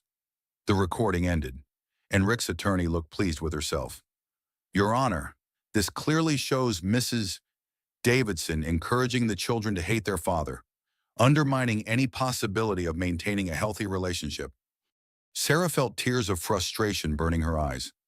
The private conversation with her daughter, a moment of honesty about their shared pain, had been twisted into evidence of her unfitness as a mother. Emma stood immediately. Your Honor, this recording was obtained illegally and represents a mother comforting her child after that child learned her father had stolen her college fund. Mrs. Davidson was providing emotional support, not encouraging alienation. Nevertheless, Rick's attorney continued, it demonstrates a pattern of behavior that has poisoned the children against their father. We also have evidence that Mrs. Davidson has been allowing her 17-year-old daughter to work in her business instead of focusing on her education, essentially using child labor to support her new lifestyle. Sarah wanted to scream that Madison had chosen to work with her. that her daughter found purpose and healing in helping rebuild their lives together. But in the sterile environment of the courtroom, their shared strength and resilience was being portrayed as exploitation and manipulation. Judge Williams looked between the two sides with obvious frustration. This case presents unusual circumstances. Given Mr. Davidson's criminal conviction and incarceration, however, the court's primary concern must be the best interests of the children. Rick's attorney sensed an opening. Exactly, Your Honor, which is why we're requesting that the children be placed in the custody of Mr. Davidson's parents while this matter is resolved. They can provide stability and maintain the children's relationship with their father's family. Sarah felt her world tilt on its axis. Rick's parents, who had initially supported her during the divorce, had apparently been turned against her by Rick's manipulation and their own inability to accept their son's crimes. Your Honor, Emma said urgently, Mr.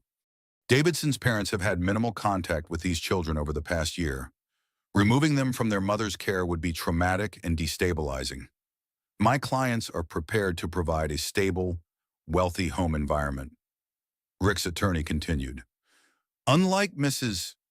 Davidson, who has been forced to work long hours while caring for an infant, essentially neglecting both children's needs, the custody battles in Millionaire affairs often came down to resources and perception rather than genuine concern for children's welfare. Rick's family had money and respectability, while Sarah had been forced to work and struggle to rebuild their lives after Rick's betrayal. Judge Williams called for a brief recess, leaving Sarah and Emma to huddle in the hallway, while Rick's legal team looked smugly confident. "This is insane," Sarah whispered. "They're making me look like a bad mother because I had to work to support my children after their father stole all our money." "I know, but family court can be unpredictable," Emma replied. "Judges sometimes prioritize stability and resources over emotional bonds, especially when one parent has been convicted of crimes. What about Madison's testimony? She's 17. Doesn't her opinion matter? It should. But Rick's team is going to argue that you've brainwashed her against her father. They're going to claim that her wishes aren't her own, but the result of your manipulation." When court resumed, the proceedings took an even more devastating turn. Rick's attorney called Isabella Martinez as a witness. Sarah couldn't believe her eyes as her former friend took the stand. Isabella had been her ally in exposing Rick's crimes, had testified against him in federal court. What was she doing here, supporting his custody claim, Ms. Martinez? Rick's attorney began. "You've had extensive contact with both Mr. and Mrs. Davidson over the past 2 years. In your opinion, which parent is better suited to raise these children?" Isabella looked directly at Sarah with an expression of apologetic regret. "I believe Rick loves his daughters deeply and wants what's best for them. Sarah has been so focused on revenge against Rick that she's lost sight of what the children actually need." Sarah felt like she'd been punched in the stomach. Isabella was betraying her again, this time in a way that could cost her custody of her own children. "Can you elaborate on that?" the attorney prompted. "Sarah has built her entire new identity around being Rick's victim. She's turned Madison into her ally in a war against Rick instead of helping her maintain a relationship with her father. She's using both children as weapons in her vendetta against their father." Emma was on her feet immediately. "Objection. Your Honor, this witness has her own agenda and criminal history related to this case." "Sustained," Judge Williams replied. "The jury will disregard the characterization of Mrs. Davidson's motives, but the damage was done." Isabella's testimony, coming from someone who had supposedly been Sarah's ally, carried weight that would be difficult to overcome. "Ms. Martinez," Rick's attorney continued, "in your interactions with the children, how did they speak about their father? Madison has been taught to hate Rick for his mistakes. She doesn't understand that he was trying to provide for multiple families, that his crimes were motivated by love rather than greed." Sarah wanted to vomit. Isabella was rewriting history, portraying Rick's fraud and betrayal as misguided love rather than selfish criminality. "And what about baby Lily? Lily deserves to know her father, But Sarah has been determined to erase Rick from her life completely. She's depriving that innocent baby of a relationship with her daddy because of her own anger. When Emma cross-examined Isabella, the truth began to emerge. Ms. Martinez, didn't you testify in federal court that Rick Davidson was a manipulative criminal who destroyed multiple families for his own benefit? I was angry then. I've had time to reflect and realize that Rick was doing his best in an impossible situation. An impossible situation he created by committing fraud and adultery. Rick made mistakes, but that doesn't mean he doesn't love his children. And isn't it true that you've recently received a significant financial settlement from the liquidation of Mr. Davidson's assets? Isabella's composure cracked slightly. I don't know what you're implying. I'm implying that you've been paid to change your testimony, to betray Mrs. Davidson just as you betrayed her during her marriage. Objection, Rick's attorney shouted. Sustained, Judge Williams ruled. Counselor, stick to facts rather than accusations. But Emma had made her point. Isabella's sudden change of heart was suspicious and likely motivated by financial incentives rather than genuine concern for the children. The hearing continued for 2 more grueling hours, with Rick's team painting Sarah as a vengeful ex-wife who was using her children as weapons while Emma fought to show that Sarah was a devoted mother trying to protect her daughters from a criminal father. Finally, Judge Williams called for closing arguments. Your Honor, Rick's attorney began, this case is about 2 little girls who deserve to maintain a relationship with their father despite his mistakes. Mrs. Davidson has systematically poisoned them against him, turning their natural love into hatred and resentment. The children need to be protected from their mother's vendetta. Emma's closing was passionate and personal. Your Honor, Sarah Davidson is not a vengeful ex-wife. She's a protective mother. When she discovered that her husband had been stealing from their children's college funds, when she learned that he'd been living a double life for years, when she realized that he'd put their entire family at financial and legal risk, she did what any good mother would do. She protected her children and helped them understand the truth about their situation. Mr. Davidson didn't make mistakes. He committed crimes. He didn't provide for multiple families out of love. He manipulated and defrauded multiple women for his own gratification. He didn't accidentally destroy his daughter's financial security. He deliberately stole from their future to fund his affairs. These children have been through enough trauma.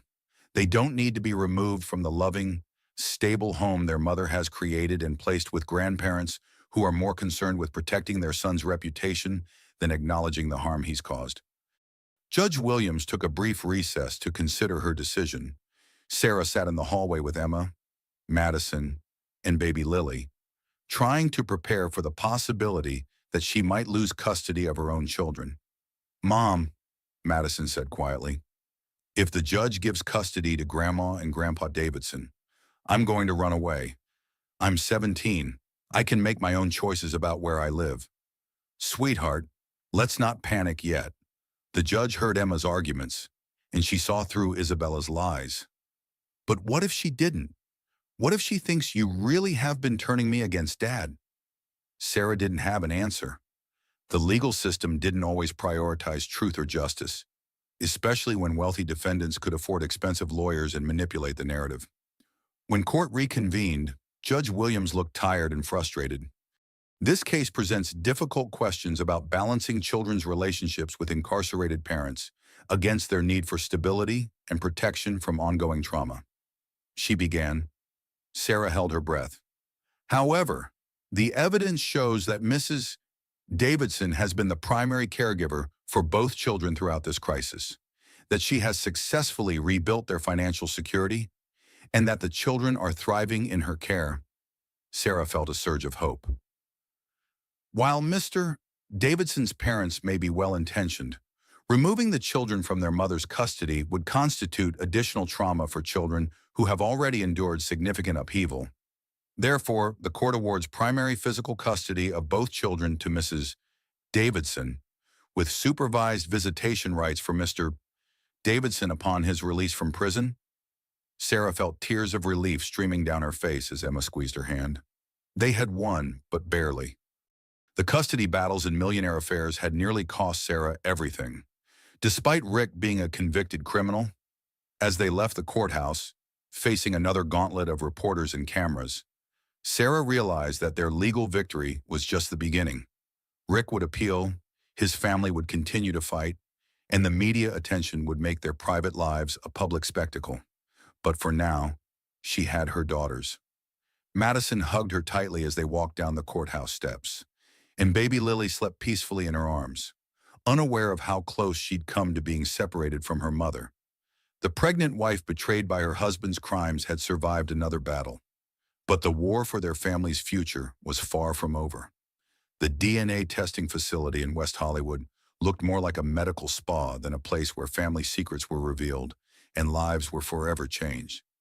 Sarah sat in the waiting room with Emma and Madison, baby Lily sleeping peacefully in her carrier, while they waited for results that could potentially rewrite everything they thought they knew about Rick's other children. Dr.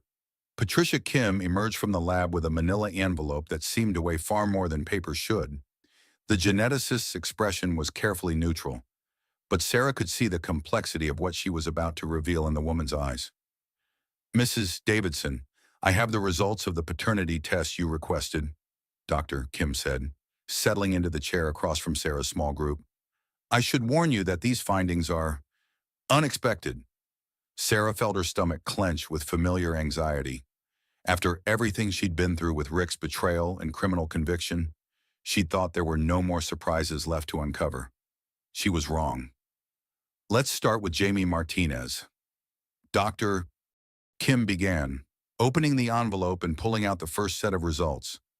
"The child Isabella claimed was your ex-husband's son," and Emma prompted when the silence stretched too long. "Richard Davidson is not Jamie's biological father.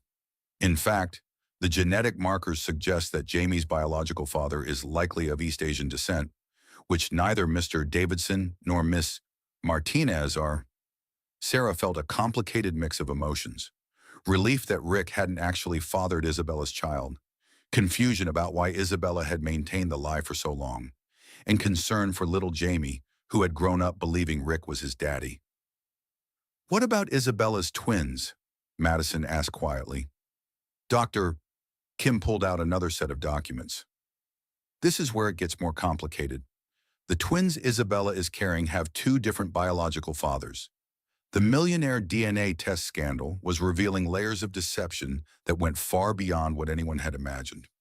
Sarah stared at the genetic evidence that proved Isabella had been living an even more complex lie than anyone had suspected. "Two different fathers?" Emma asked. "How is that possible?"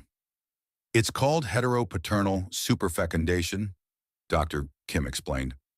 "It occurs when a woman releases multiple eggs during ovulation and has relations with multiple partners within a short time frame. Each egg can be fertilized by sperm from a different man." Sarah felt dizzy trying to process the implications. Isabella hadn't just been lying about Jamie's paternity. She'd been conducting what amounted to a paternity fraud scheme involving multiple men and multiple pregnancies. "Do we know who the actual fathers are?" Emma asked. Dr. Kim consulted her notes. "Based on the DNA samples Miss Martinez provided for comparison, one twin's father appears to be David Chen, and the other's father is someone named Marcus Williams." Sarah felt her blood run cold.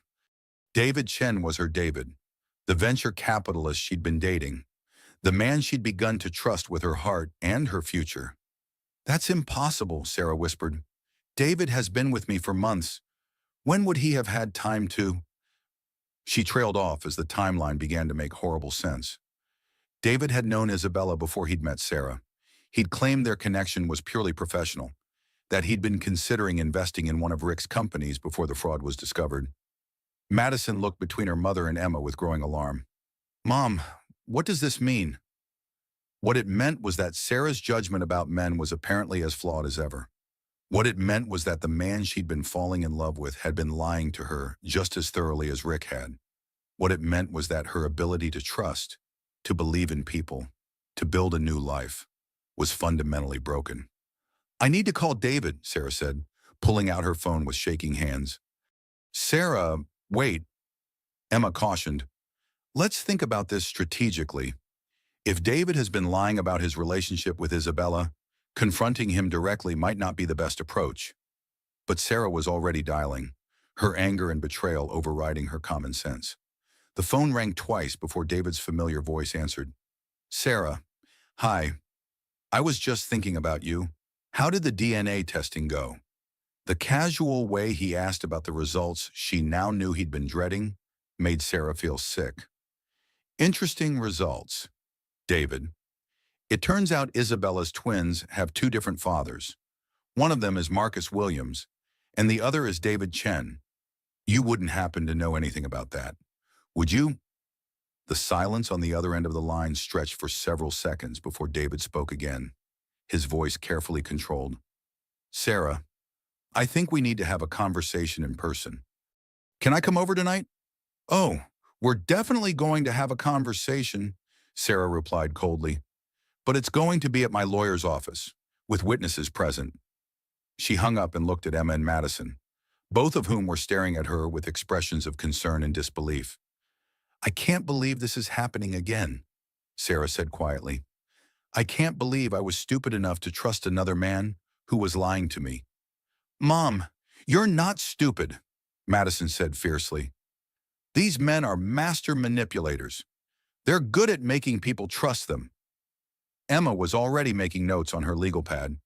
Sarah, I need you to think back over your relationship with David. Were there any signs that he knew Isabella better than he claimed? Any inconsistencies in his story about how they met? Sarah forced herself to review the past few months of her relationship with David, looking for clues she'd missed. The way he'd sometimes seemed to know details about Rick's case that she hadn't shared with him. The times he'd been unavailable for dates, claiming business travel. The way he'd discouraged her from pursuing certain legal avenues against Rick, suggesting they focus on moving forward rather than seeking justice. He's been playing me, Sarah realized. Just like Rick did, he's been manipulating me from the beginning. The DNA test paternity fraud in wealthy families was revealing a web of deception that made Rick's crimes look simple by comparison. Sarah had been targeted not once, but twice, by men who saw her as a mark rather than a person worthy of love and respect. Doctor, Kim cleared her throat uncomfortably. Mrs. Davidson, there's one more result I need to share with you. Sarah looked up, wondering what else could possibly be revealed. What is it? We also tested baby Lily's DNA against the samples from Mr.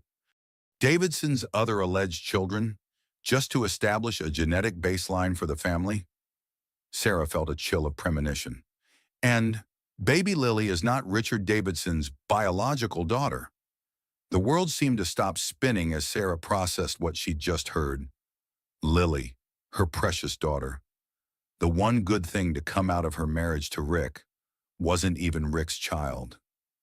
That's impossible, Sarah whispered. I was never with anyone else during my marriage. Dr. Kim's expression was sympathetic but professional. The genetic markers are very clear. Mrs. Davidson, Lily's biological father is someone else entirely. Madison grabbed her mother's hand. Mom, are you okay? Sarah couldn't answer. Her mind was reeling, trying to understand how this could be possible. She'd been faithful to Rick throughout their marriage, despite his betrayals. She'd never even considered being with another man until after she'd discovered his affair. Could there have been a mistake at the fertility clinic? Emma asked. Some kind of mix-up with genetic material. That's possible, Dr. Kim acknowledged. If Mrs. Davidson underwent any fertility treatments during her pregnancy, there could have been contamination or mislabeling of samples. Sarah suddenly remembered the fertility treatments she'd undergone after years of trying to get pregnant again after Madison. Rick had insisted on the most expensive, exclusive clinic in Manhattan, claiming he wanted the best possible care for their future child. The Riverside Fertility Center, Sarah said slowly. We went through IVF treatments there for almost a year before I got pregnant with Lily. Emma was already pulling out her phone. I'm calling my investigator. If there was malpractice or deliberate manipulation at that clinic, We need to find out immediately. As they drove home from the testing facility, Sarah felt like she was living in a nightmare that kept getting worse. Rick wasn't Lily's father. David had been lying to her and sleeping with Isabella. And somewhere out there was a man who was Lily's actual biological father. A man she might never be able to identify. "Mom," Madison said carefully as they pulled into their driveway, "what are you going to do about David?" "I'm going to find out the truth," Sarah replied. "All of it. And then I'm going to make sure he faces consequences for what he's done." Inside their house, Sarah settled Lily in her bouncer and tried to process the magnitude of what she'd learned. Her daughter, the child she'd given birth to, nursed, loved with every fiber of her being, was not genetically related to the man she thought was the father. But as she looked at Lily's perfect little face, Sarah realized that genetics didn't matter. This was her daughter in every way that counted. The DNA results didn't change her love or her commitment to protecting Lily from the chaos that surrounded her birth. Emma arrived an hour later with printouts from her investigators' preliminary research into the Riverside Fertility Center. "Sarah, you need to sit down for this," Emma said grimly. "What now?" "The Riverside Fertility Center has been under investigation by the State Medical Board for multiple violations. Apparently, there have been dozens of complaints about genetic material being mixed up, contaminated, or deliberately switched." Sarah felt her legs give out as she sank onto the couch. Deliberately switched. The clinic's founder, Dr. Jonathan Riverside, has been accused of using his own genetic material in place of patients' chosen donors. There are at least 40 children who were born from his clinic who are actually his biological children, though the parents don't know it. The paternity fraud in luxury affairs was part of a larger medical scandal that affected dozens of families. Sarah realized that Lily might be one of Dr. Riverside's biological children, conceived through medical malpractice rather than the legitimate IVF process she'd paid for. So Lily's biological father might be this Dr. Riverside. It's possible. We won't know for sure until we can get a DNA sample from him. But the genetic markers would be consistent with that scenario. Sarah's phone rang, interrupting their conversation. David's name appeared on the screen, and Sarah felt a surge of anger and betrayal. "Answer it," Emma advised. "But put it on speaker so I can hear everything he says." "Hello, David." "Sarah, please let me explain. I know how this must look, but there are things you don't understand about my relationship with Isabella." "Then explain them." "Isabella and I had a brief relationship about a year ago, before I met you. It ended when I realized she was manipulating me to get information about Rick's business dealings. I had no idea she was pregnant, and I certainly didn't know the child was mine." "So you're admitting that one of the twins is yours?" David was quiet for several seconds. "Yes, but Sarah, you have to believe me. I didn't know. Isabella never told me she was pregnant, never asked for support, never even contacted me after our relationship ended. Until when? Until last week, she showed up at my office with the DNA results, demanding money and threatening to expose our relationship to you if I didn't pay her." Sarah felt her anger growing. Even if David was telling the truth about not knowing about the pregnancy, he'd hidden the relationship from her, lied about how well he knew Isabella, and allowed Sarah to believe their romance was built on honesty. "So you've been paying her to keep quiet. I've been trying to figure out how to tell you the truth without destroying what we have together. What we have together is already destroyed. David, you lied to me about Isabella, just like Rick lied to me about her. You let me fall in love with you while you were keeping secrets that affected my life and my children's lives. Sarah, please, don't let Isabella destroy another relationship for you. She's been manipulating all of us. Me, you, Rick, probably others. She's a professional con artist who targets wealthy men and their families." Emma leaned toward the phone. "David, this is Emma Collins, Sarah's attorney. If Isabella has been blackmailing you, that's a criminal matter that needs to be reported to the police." "Emma, yes, I suppose it is blackmail, but I was more concerned about protecting Sarah from the truth than I was about my own legal situation. The truth, Sarah's voice was sharp with sarcasm. The truth is that you've been lying to me from the beginning of our relationship. The truth is that you've been paying off the woman who helped destroy my marriage to keep her quiet about your affair with her. It wasn't an affair, Sarah. We weren't together when I was with Isabella, but you were with Isabella while you were supposedly helping me rebuild my life after her betrayal. You were sleeping with the woman who destroyed my marriage while positioning yourself as my white knight. The conversation continued for another few minutes, but Sarah had heard enough. David's explanations, even if they were true, didn't change the fact that he'd lied to her about his connection to Isabella and had been paying her off instead of being honest with Sarah about their history. After she hung up, Sarah looked at Emma with exhaustion and defeat. "I can't do this anymore," she said quietly. "I can't keep having my life destroyed by men who lie to me. I can't keep being betrayed by people I trust." "Sarah, you've survived Rick's betrayal and built a successful business. You've protected your daughters and created a stable home for them. You're stronger than you realize. But I'm apparently terrible at judging character. Rick fooled me for 18 years. Isabella fooled me in college and again recently. And now David has been lying to me for months. What does that say about my ability to protect my children from people who want to hurt us?" Madison appeared in the doorway, having been listening to the conversation from the kitchen. "Mom, it says that you see the good in people, and you want to believe the best about them. That's not a weakness. That's what makes you a good person and a good mother." Emma nodded in agreement. "Madison's right. The problem isn't with your judgment, Sarah. The problem is that you've been targeted by sophisticated manipulators who make lying and deception look like love and support. So what do I do now? How do I protect Lily and Madison from people like this in the future?"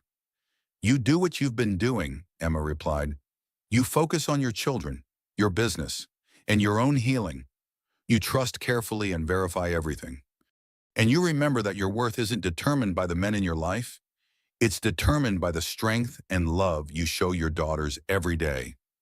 As Sarah put Lily to bed that night, she looked at her daughter's perfect face and made a silent promise. It didn't matter who Lily's biological father was. Sarah was her mother in every way that counted, and she would protect this child from the chaos and deception that had characterized her own life.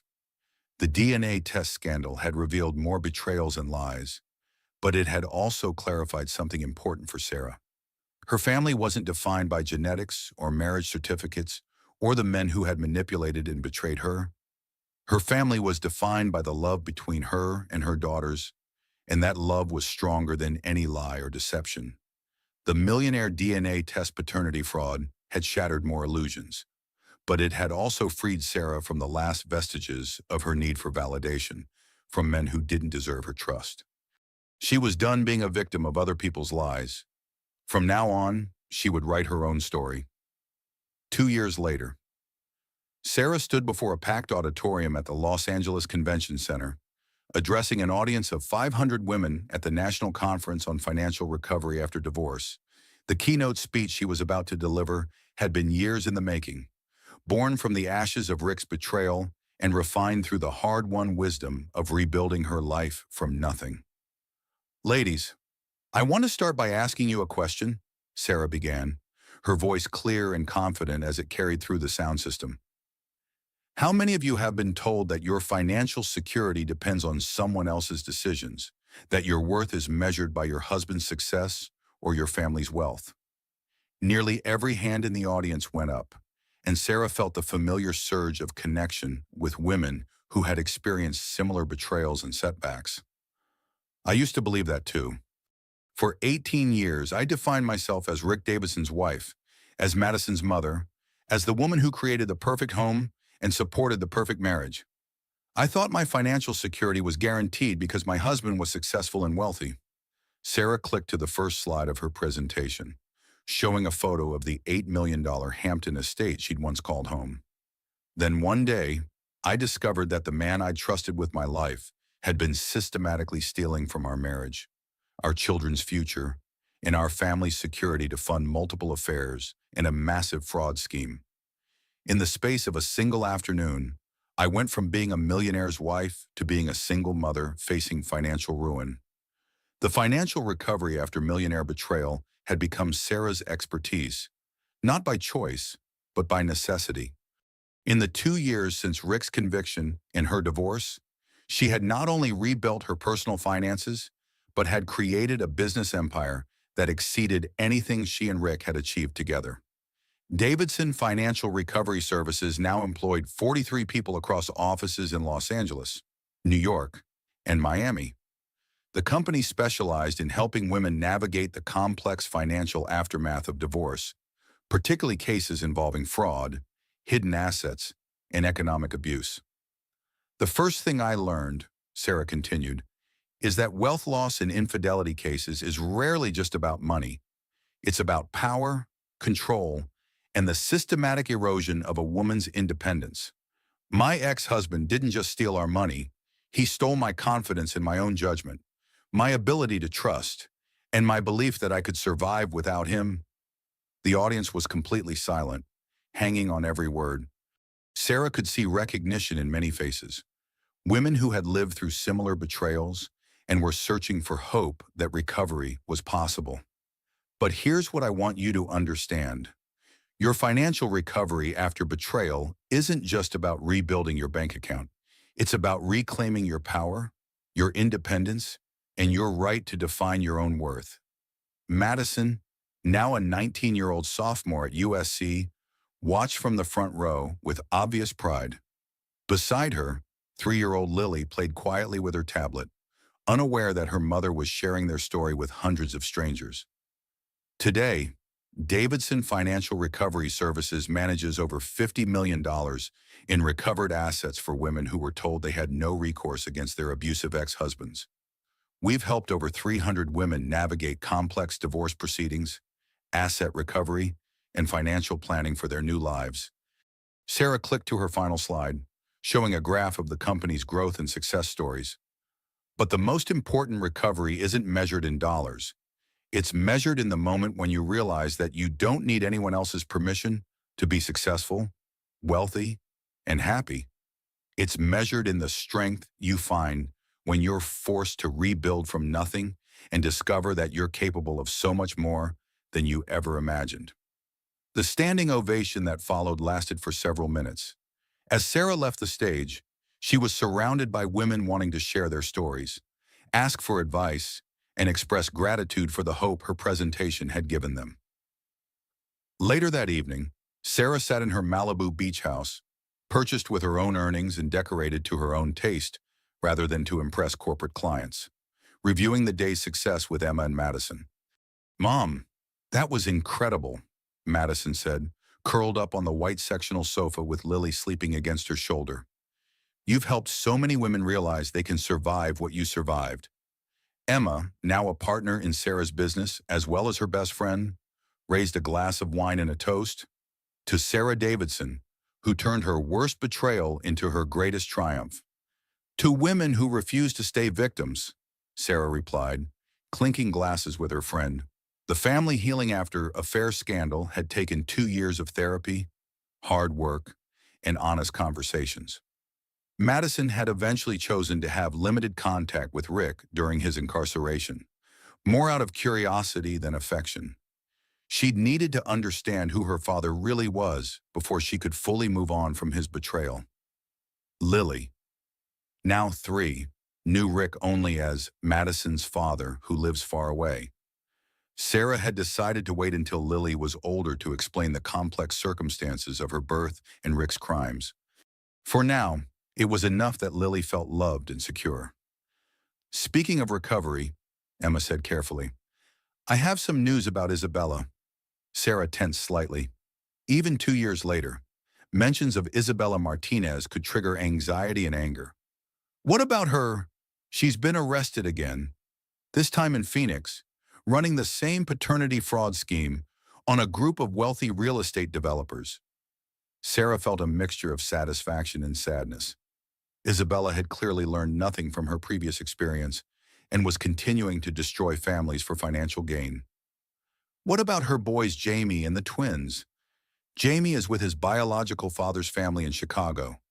Apparently, once the DNA results came out, his real father stepped up and took responsibility. The twins are in foster care, while the authorities try to locate their fathers. The thought of those children suffering because of their mother's crimes made Sarah's heart ache. Whatever Isabella had done, her children were innocent victims of her manipulations. "I've been thinking," Sarah said slowly, "about starting a foundation to help children affected by parental fraud cases. Kids like Jamie and the twins, who get caught in the crossfire when their parents' lies are exposed." Madison looked up from where she was gently rocking Lily. "That's a beautiful idea. Mom, you could call it the Lily Foundation, in honor of how you protected your own daughter from all the chaos." Sarah smiled at her eldest daughter's suggestion. The Lily Foundation would be a fitting tribute to the journey they'd all taken from betrayal to recovery. "What would you think about expanding the business to include family counseling and child advocacy?" Sarah asked Emma. "I think it's a natural evolution of what we're already doing. We're already helping families navigate the aftermath of financial fraud. Adding services for the children affected by these crimes makes perfect sense." As they continued planning, Sarah's phone buzzed with a text message from an unknown number. For a moment, she felt the familiar spike of anxiety that unknown contacts had triggered since Rick's betrayal. The message read, "Mrs.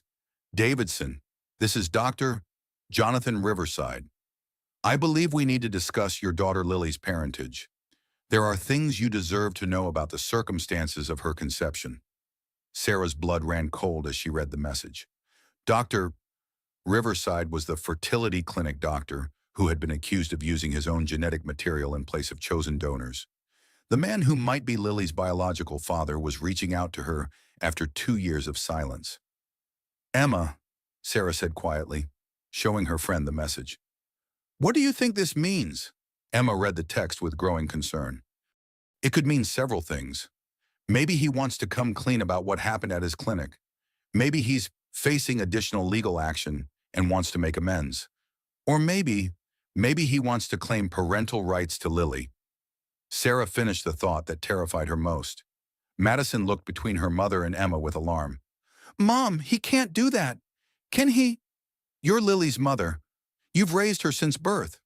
Legally, it's complicated," Emma said carefully. "If Dr. Riverside can prove he's Lily's biological father and that Sarah consented to the procedure that led to Lily's conception, he might have grounds to seek visitation or even partial custody." Sarah felt her carefully rebuilt world threatening to crumble again. Just when she'd achieved financial success, emotional healing, and stability for her family, a new threat was emerging that could destroy everything she'd worked to protect. "What do I do?" Sarah asked. "First, don't respond to that message tonight," Emma advised. "Let me research Dr. Riverside's current legal situation and see what he might be trying to accomplish by contacting you. And second, remember that you've survived worse betrayals than this. Whatever Dr. Riverside wants, whatever legal challenges he might present, you're not the same woman who was destroyed by Rick's lies. You're stronger now, smarter, and you have resources and allies." Sarah looked at her sleeping daughter, her heart filled with fierce protectiveness. Lily was hers in every way that mattered. She'd carried her for 9 months, given birth to her, nursed her through every illness, celebrated every milestone. No man who contributed genetic material through medical fraud could claim to be more of a parent than that. "You know what?" Sarah said, her voice growing stronger with determination. "Let him try. I built a multi-million-dollar business, survived a criminal husband, exposed a con artist, and created a stable, loving home for my daughters. If Dr. Riverside thinks he can intimidate me into giving up my child, he's about to learn that he picked the wrong woman to mess with." Emma smiled at her friend's renewed fighting spirit. "That's the Sarah I know and love, the woman who turns every attack into an opportunity to get stronger." Madison nodded in agreement. "Mom, whatever happens with this Dr. Riverside guy, we'll face it together. You, me, and Lily. We're a family, and families protect each other." As they settled in for the evening, Sarah felt grateful for the journey that had brought them to this point. The pregnant wife betrayed by her husband's fraud had become a successful businesswoman, devoted mother, and advocate for other women facing similar challenges. The wealth loss recovery had evolved into something much more valuable than money. It had become a recovery of self-worth, independence, and the unshakable knowledge that she could handle whatever life threw at her. Tomorrow would bring new challenges, possibly including a fight for Lily's custody. But tonight, Sarah was content to hold her daughters close and remember how far they'd come from the desperate woman who had discovered her husband's betrayal in a doctor's office waiting room. The millionaire marriage secrets exposed years ago had ultimately led to a life that was more authentic, more meaningful, and more secure than anything she'd had before. Whatever Dr. Riverside wanted, whatever new betrayals or challenges awaited, Sarah Davidson was ready to face them with the strength she discovered in herself and the unbreakable bond she shared with her daughters. The meeting with Dr. Jonathan Riverside took place in Emma's downtown law office, with recording equipment running and a court stenographer present to document every word. Sarah had insisted on maximum legal protection for what she suspected would be another attempt to manipulate and control her family. Dr. Riverside looked older than his 62 years, with gray hair and deep lines around his eyes that suggested the weight of carrying significant secrets. He was accompanied by his own attorney, a nervous-looking man who seemed uncomfortable with whatever his client was about to reveal. "Mrs. Davidson," Dr. Riverside began, his voice heavy with what appeared to be genuine remorse. "I want to start by apologizing for the circumstances that brought us here. What happened at my clinic was unconscionable, and I take full responsibility for the pain and confusion I've caused your family." Sarah remained silent, letting Emma take the lead in questioning the man who might be Lily's biological father. "Dr. Riverside," Emma said formally, "you've requested this meeting to discuss the circumstances of Lily Davidson's conception. What specifically do you want Mrs. Davidson to know, Doctor?" Riverside glanced at his attorney, who nodded reluctantly. "I want her to know the truth about what happened during her IVF treatments, and I want to make amends for the deception that occurred." "What deception?" Sarah asked, though she dreaded the answer. "Mrs. Davidson, during your fertility treatments, your husband requested specific genetic modifications to ensure your child would have certain characteristics. He was very particular about intelligence, athletic ability, and physical appearance." Sarah felt confused. "Rick never mentioned anything about genetic modifications. We were told we were using his sperm and my eggs through standard IVF procedures." Dr. Riverside's expression grew more troubled. "That's what we told you, but it wasn't the truth. Your husband paid me a substantial sum to use genetic material from a different donor, someone with the specific traits he wanted for his child." The heartbreaking family drama was taking another devastating turn. Sarah realized that not only was Lily not Rick's biological daughter, but Rick had known this all along and had deliberately chosen to deceive Sarah about the circumstances of their daughter's conception. "So Rick knew Lily wasn't his biological child?" Sarah asked, her voice barely above a whisper. "He knew, and he requested it. He said he wanted a child who would be superior to any child his natural genetics could produce. He was very specific about wanting a donor with advanced degrees, athletic achievements, and what he called optimal physical characteristics." Emma was taking detailed notes. "Dr. Riverside, are you saying that Mr. Davidson essentially purchased a custom-designed child without his wife's knowledge or consent?" "That's exactly what I'm saying. And I facilitated it because he paid me $500,000 to falsify the records and use genetic material from my private donor catalog instead of his own." Sarah felt like she was going to be sick. Rick's betrayal had extended even to the conception of their child. He had treated Lily like a commodity to be designed and purchased, rather than a child to be loved unconditionally. "Who is Lily's biological father?" Sarah asked. Dr. Riverside hesitated before answering. "A former Olympic swimmer named Marcus Chen, who also happens to hold a PhD in biomedical engineering from Stanford. He matched all of your husband's specifications for intelligence, athleticism, and physical characteristics. The name Marcus Chen was familiar, and Sarah realized with growing horror why she recognized it. Marcus Chen is David Chen's older brother, she said slowly. Dr. Riverside nodded. Yes, David Chen was actually the one who referred his brother to my donor program. He thought his brother's genetics would be perfect for wealthy clients who wanted exceptional children. The web of deception was even more complex than Sarah had imagined. David hadn't just lied about his relationship with Isabella. He'd been connected to the fraud surrounding Lily's conception as well. His entire relationship with Sarah had been built on lies within lies. Dr. Riverside, Emma said carefully, why are you telling us this now? What do you want from Mrs. Davidson? I want to make amends. My clinic is being shut down. I'm facing criminal charges, and I'm dying of pancreatic cancer. I have maybe 6 months to live, and I want to clear my conscience about the children who were conceived through my fraudulent practices. He reached into his briefcase and pulled out a thick folder. This contains all the real medical records from Lily's conception, including the genetic testing that proves Marcus Chen is her biological father. I also have documentation of the payment your ex-husband made to ensure Lily would have specific genetic traits. Sarah stared at the folder that contained the truth about her daughter's origins. Part of her wanted to burn it and pretend this conversation had never happened.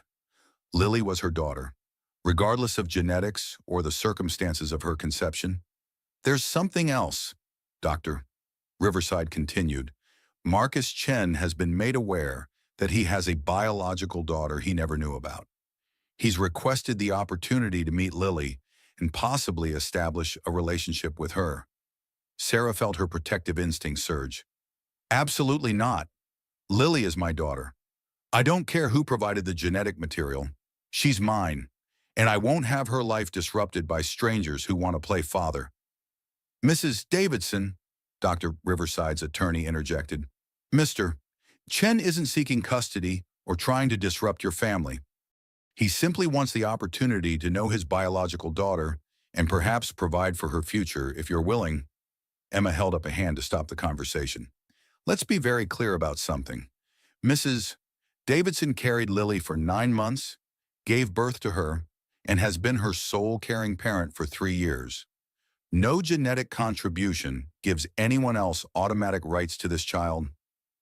Of course not, Dr. Riverside agreed. But Mrs. Davidson deserves to know the full truth about her daughter's conception, and Lily deserves to know her complete genetic and medical history. Sarah looked at the folder containing Lily's true origins and felt overwhelmed by the complexity of the situation. Every aspect of her marriage to Rick had been built on lies, not just his affairs and financial crimes, but even the conception of their child had been fraudulent. I need time to process this, Sarah said finally, and I need to consult with additional legal counsel about what rights anyone else might have regarding Lily. Mrs. Davidson, Dr. Riverside said quietly, I understand your reluctance to trust anyone after what you've been through, but I hope you'll consider allowing Marcus Chen to meet Lily, not because he has any legal claim to her, but because he's a good man who could enrich her life. How do you know he's a good man? Sarah asked sharply. How do I know this isn't another setup, another con game designed to manipulate me? Dr. Riverside's expression was sad, but understanding. You don't know that, and you have every right to be suspicious. But Marcus Chen is a professor at UCLA.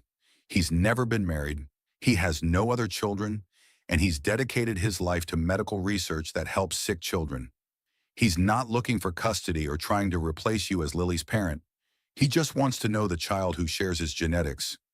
Emma collected all the documents Dr. Riverside had provided. We'll review everything and get back to you about how Mrs. Davidson wants to proceed. In the meantime, I want it clearly understood that any contact with Lily must be approved by her mother. After Dr. Riverside and his attorney left, Sarah sat in Emma's office feeling emotionally drained and overwhelmed by the new revelations about her daughter's conception. Emma, what am I supposed to do with this information? How do I tell Lily that her father isn't really her father? That she was essentially designed and purchased like a custom car? You don't have to tell her anything right now, Emma replied. Lily is 3 years old. She doesn't need to understand the complexity of her conception until she's much older. But what about Marcus Chen? What if he really is a good person who could be positive in Lily's life? Emma was quiet for several minutes, reviewing the documents Dr. Riverside had provided. Sarah, I've learned to be very suspicious of anyone who enters your life claiming to want to help or provide for your children. But these medical records look legitimate, and Dr. Riverside doesn't seem to have any financial motive for lying at this point. So you think I should consider letting this Marcus Chen meet Lily? I think you should have him thoroughly investigated first. If he checks out, if he really is who Dr. Riverside claims he is, then maybe a carefully supervised meeting could be beneficial for Lily. She could use positive male role models in her life. Sarah drove home to Malibu feeling like her carefully reconstructed world was shifting again. She'd worked so hard to create stability and security for her daughters, and now she was facing the possibility of introducing another unknown factor into their lives. Madison was waiting in the kitchen when Sarah arrived, her expression concerned. Mom, how did the meeting go? What did Dr. Riverside want? Sarah looked at her 19-year-old daughter, who had already survived so much trauma and upheaval, and tried to figure out how to explain the latest revelation about their family's complicated history. Sweetheart, it's complicated. It turns out that Dad knew Lily wasn't his biological daughter because he specifically requested that the clinic use a different donor's genetic material. Madison stared at her mother in disbelief. Dad planned for Lily not to be his biological child. Apparently, he wanted a child with specific genetic traits that he didn't think his own genetics could provide. He paid the clinic to use genetic material from someone else without telling me. That's sick, Madison said with disgust. He treated Lily like she was some kind of science project instead of his daughter. There's more. Lily's biological father is a man named Marcus Chen, who is David Chen's older brother. Madison sank into one of the kitchen chairs, processing the implications. So David was connected to the fraud around Lily's conception too. It appears that way. I don't know yet how much David knew about the situation, but his brother was the genetic donor Rick chose for Lily. Mom, this is insane. How many more lies and betrayals are we going to discover about our family? Sarah sat beside her daughter and took her hands. I don't know, sweetheart, but what I do know is that none of these revelations change who we are as a family. You're my daughter, Lily is my daughter, and we've built a good life together despite all the chaos and deception we've uncovered. What happens now? Does this Marcus Chen guy want to meet Lily? He's requested the opportunity, but I haven't decided what I think is best for Lily. She's only 3 years old, and she's been through enough disruption in her short life. Madison was quiet for several minutes, thinking through the implications. Mom, maybe it would be good for Lily to have a positive male role model in her life. Dad is in prison, David turned out to be a liar, and Rick's father has never shown much interest in being a grandfather. You think I should consider letting Marcus Chen meet Lily? I think you should investigate him thoroughly first, but if he really is a good person who could enrich Lily's life, then maybe it's worth considering. Lily deserves to know where she comes from, and she deserves to have people in her life who love her unconditionally. That evening, after Lily was asleep, Sarah sat on her deck overlooking the Pacific Ocean and reflected on the journey that had brought her to this point. The pregnant wife betrayed by her husband's fraud had survived criminal trials, custody battles, financial ruin, and multiple personal betrayals. She'd rebuilt her life into something stronger and more authentic than what she'd lost. She'd created a successful business that helped other women navigate similar challenges. She'd raised 2 incredible daughters who had survived trauma and emerged with compassion and wisdom. Now she faced another decision that could significantly impact their family's future. Should she allow Lily to meet her biological father? Should she risk introducing another unknown factor into their carefully constructed stability? As she watched the sun set over the ocean, Sarah realized that the decision ultimately came down to what was best for Lily. Her daughter deserved to know her complete medical history, her genetic heritage, and the truth about her origins when she was old enough to understand it. If Marcus Chen proved to be a genuine, caring person who could contribute positively to Lily's life, then perhaps Sarah's job as a mother was to facilitate that relationship while protecting Lily from any potential harm. The midlife empowerment triumph wasn't just about financial success or personal independence. It was about having the wisdom and strength to make difficult decisions in her children's best interests. Even when those decisions involved risk and uncertainty, Sarah pulled out her phone and called Emma. I want you to have Marcus Chen investigated thoroughly. Background check, financial records, personal references, everything. If he checks out as genuine, I'll consider allowing him to meet Lily under carefully controlled circumstances. That sounds like a wise approach, Emma replied. And Sarah, whatever you decide, remember that you've already proven you can handle whatever life throws at you. You've got this. As Sarah ended the call and prepared for bed, she felt cautiously optimistic about the future. The heartbreaking truth about Lily's conception was just another challenge to overcome, another opportunity to demonstrate that the Davidson women were stronger than any deception or betrayal. Tomorrow would bring new decisions and new challenges. But tonight Sarah was content knowing that she was approaching this situation with wisdom earned through hard experience and strength forged through surviving the unthinkable. The female empowerment after millionaire marriage betrayal had evolved into something even more powerful. The confidence to trust her own judgment while remaining open to possibilities that could enrich her daughter's lives. 5 years later, Sarah stood at the altar of a small chapel in Napa Valley, wearing a simple but elegant ivory dress that she had chosen herself, paid for with her own money, and worn for her own happiness rather than anyone else's expectations. The woman beside her, Dr. Elena Rodriguez, the child psychologist who had helped Lily navigate the complex emotions of learning about her biological father, smiled as they exchanged vows that represented genuine love and mutual respect. Madison, now 24 and completing her master's degree in social work, served as Sarah's maid of honor. 8-year-old Lily, who understood far more about her family's complicated history than most children her age, scattered flower petals with the serious concentration she brought to everything she did. The wedding was small and intimate, attended only by the people who had supported Sarah through her journey from betrayed wife to independent businesswoman to finally, a woman ready to love and be loved authentically. Marcus Chen sat in the third row, having earned his place in their extended family through 5 years of patient, respectful involvement in Lily's life. He had never tried to replace Sarah as Lily's parent or claim rights he didn't deserve. Instead, he had become something like a beloved uncle, someone who enriched Lily's life with his knowledge of science, his athletic training, and his genuine affection for the remarkable little girl who shared his genetics. Emma stood as Sarah's other witness, tears streaming down her face as she watched her best friend marry for love rather than security, for partnership rather than status, for joy rather than obligation. Do you, Sarah Davidson, take Elena Rodriguez to be your lawfully wedded wife, to love and cherish in good times and in bad, in sickness and in health, for as long as you both shall live? The officiant asked. I do, Sarah replied, her voice strong and certain in a way it had never been during her first marriage. As they kissed to seal their union, Sarah felt a contentment and wholeness she had never experienced before.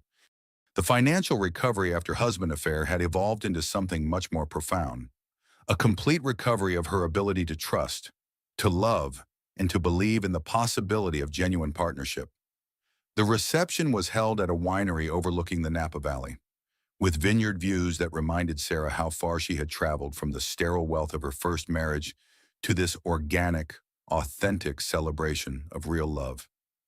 Mom, Madison said during her maid of honor speech, when I was 17 and our world fell apart, I thought happiness was something that happened to other people. I thought we were destined to always be defined by Dad's betrayal and the chaos he created. She paused to collect herself, looking out at the small gathering of people who had become their chosen family. But watching you rebuild our lives, create a business that helps other women, and find love with someone who sees and appreciates exactly who you are, that taught me that we get to write our own stories. We don't have to stay victims of other people's choices. Sarah felt tears of gratitude and pride as she listened to her daughter speak about their journey with such wisdom and perspective. Elena, Madison continued, turning toward Sarah's new wife. Thank you for loving my mom completely, for embracing our complicated family history, and for showing Lily and me what a healthy relationship looks like. As the evening wound down and guests began to say their goodbyes, Sarah stepped onto the winery's terrace with Elena, looking out over the valley that had become their new beginning. Any regrets? Elena asked, taking Sarah's hand in hers. Only that it took me so long to understand what real love feels like. Sarah replied, everything I went through with Rick, all the betrayal and pain and struggle, it was worth it because it led me to you and to this life we've built together. Elena squeezed her hand. I love that our relationship isn't based on rescuing each other or filling voids left by past trauma. We chose each other from positions of strength and independence. And we're going to keep choosing each other every day, Sarah agreed, as they prepared to leave for their honeymoon in Costa Rica, a trip they had planned together, paid for with money they had both earned, and designed around shared interests rather than impressive destinations. Sarah's phone buzzed with a text message. For a moment, the old anxiety spiked. Unknown numbers and unexpected messages had been sources of disruption and betrayal throughout her journey. But as she read this message, Sarah felt only curiosity rather than fear. Mrs. Davidson Rodriguez, this is Attorney James Mitchell representing the estate of Isabella Martinez. Mrs. Martinez passed away last week, and she left specific instructions for you to receive this information. There are things about your ex-husband's case that were never revealed during his trial, things that will change everything you thought you knew about what happened to your family. Sarah showed the message to Elena, who read it with a frown. Do you want to deal with this now, or wait until after our honeymoon? Elena asked. Now, Sarah said without hesitation. I'm done letting other people's secrets and lies lurk in the shadows of our lives. Whatever Isabella has to reveal, I want to know about it immediately. She called the attorney's number, putting the phone on speaker so Elena could hear the conversation. Mr. Mitchell, this is Sarah Davidson Rodriguez. I got your message about Isabella Martinez. What information did she want me to have? Mrs. Davidson Rodriguez. Ms. Martinez left a very detailed confession about the events surrounding your divorce from Richard Davidson. According to her statement, your ex-husband's crimes were far more extensive than what came out during his trial. Sarah felt Elena's hand squeeze hers in support. What kind of crimes? Ms. Martinez claims that your ex-husband was involved in human trafficking operations, that the fertility clinic where your daughter was conceived was part of a larger scheme to sell children designed with specific genetic traits, and that your daughter Lily was intended to be sold to buyers overseas. The world seemed to stop spinning as Sarah processed what she was hearing. Rick's betrayal had been even worse than she'd imagined. He hadn't just committed fraud and adultery. He had been involved in trafficking children, including potentially their own daughter. That's impossible, Sarah whispered. Lily was never in danger of being sold. She was born into our family. According to Ms. Martinez's confession, your discovery of the affair disrupted your ex-husband's timeline.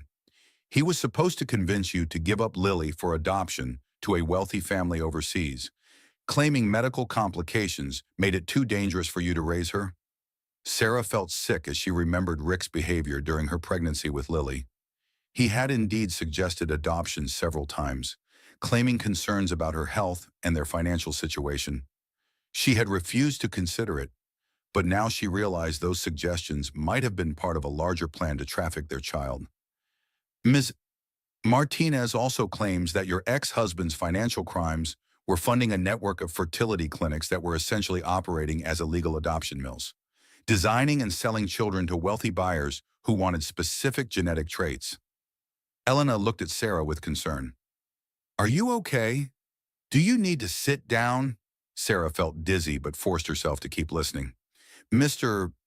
Mitchell, why didn't Isabella reveal this information during Rick's trial? She claims she was afraid for her own safety and the safety of her children, but knowing she was dying, she wanted to make sure you understood the full scope of what your ex-husband was involved in. Is there evidence to support these claims? Ms. Martinez left detailed records, financial documents, and recorded conversations that appear to substantiate her accusations.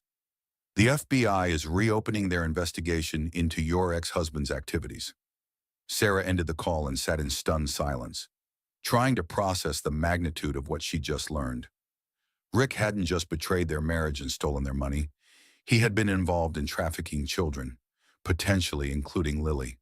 Sarah, Elena said gently, this doesn't change anything about who Lily is or how much you love her. She's your daughter. She's safe, and she's part of our family. But what if she was really meant to be sold to strangers? What if Rick was planning to take her away from me from the very beginning? Then you saved her by being strong enough to leave him when you discovered his betrayal. You protected her without even knowing the full extent of what you were protecting her from. Sarah realized Elena was right. Her decision to divorce Rick and fight for custody of her daughters hadn't just been about protecting them from his financial crimes. It had unknowingly saved Lily from being trafficked to strangers who saw her as a commodity rather than a child to be loved. Do you think Marcus knows about any of this?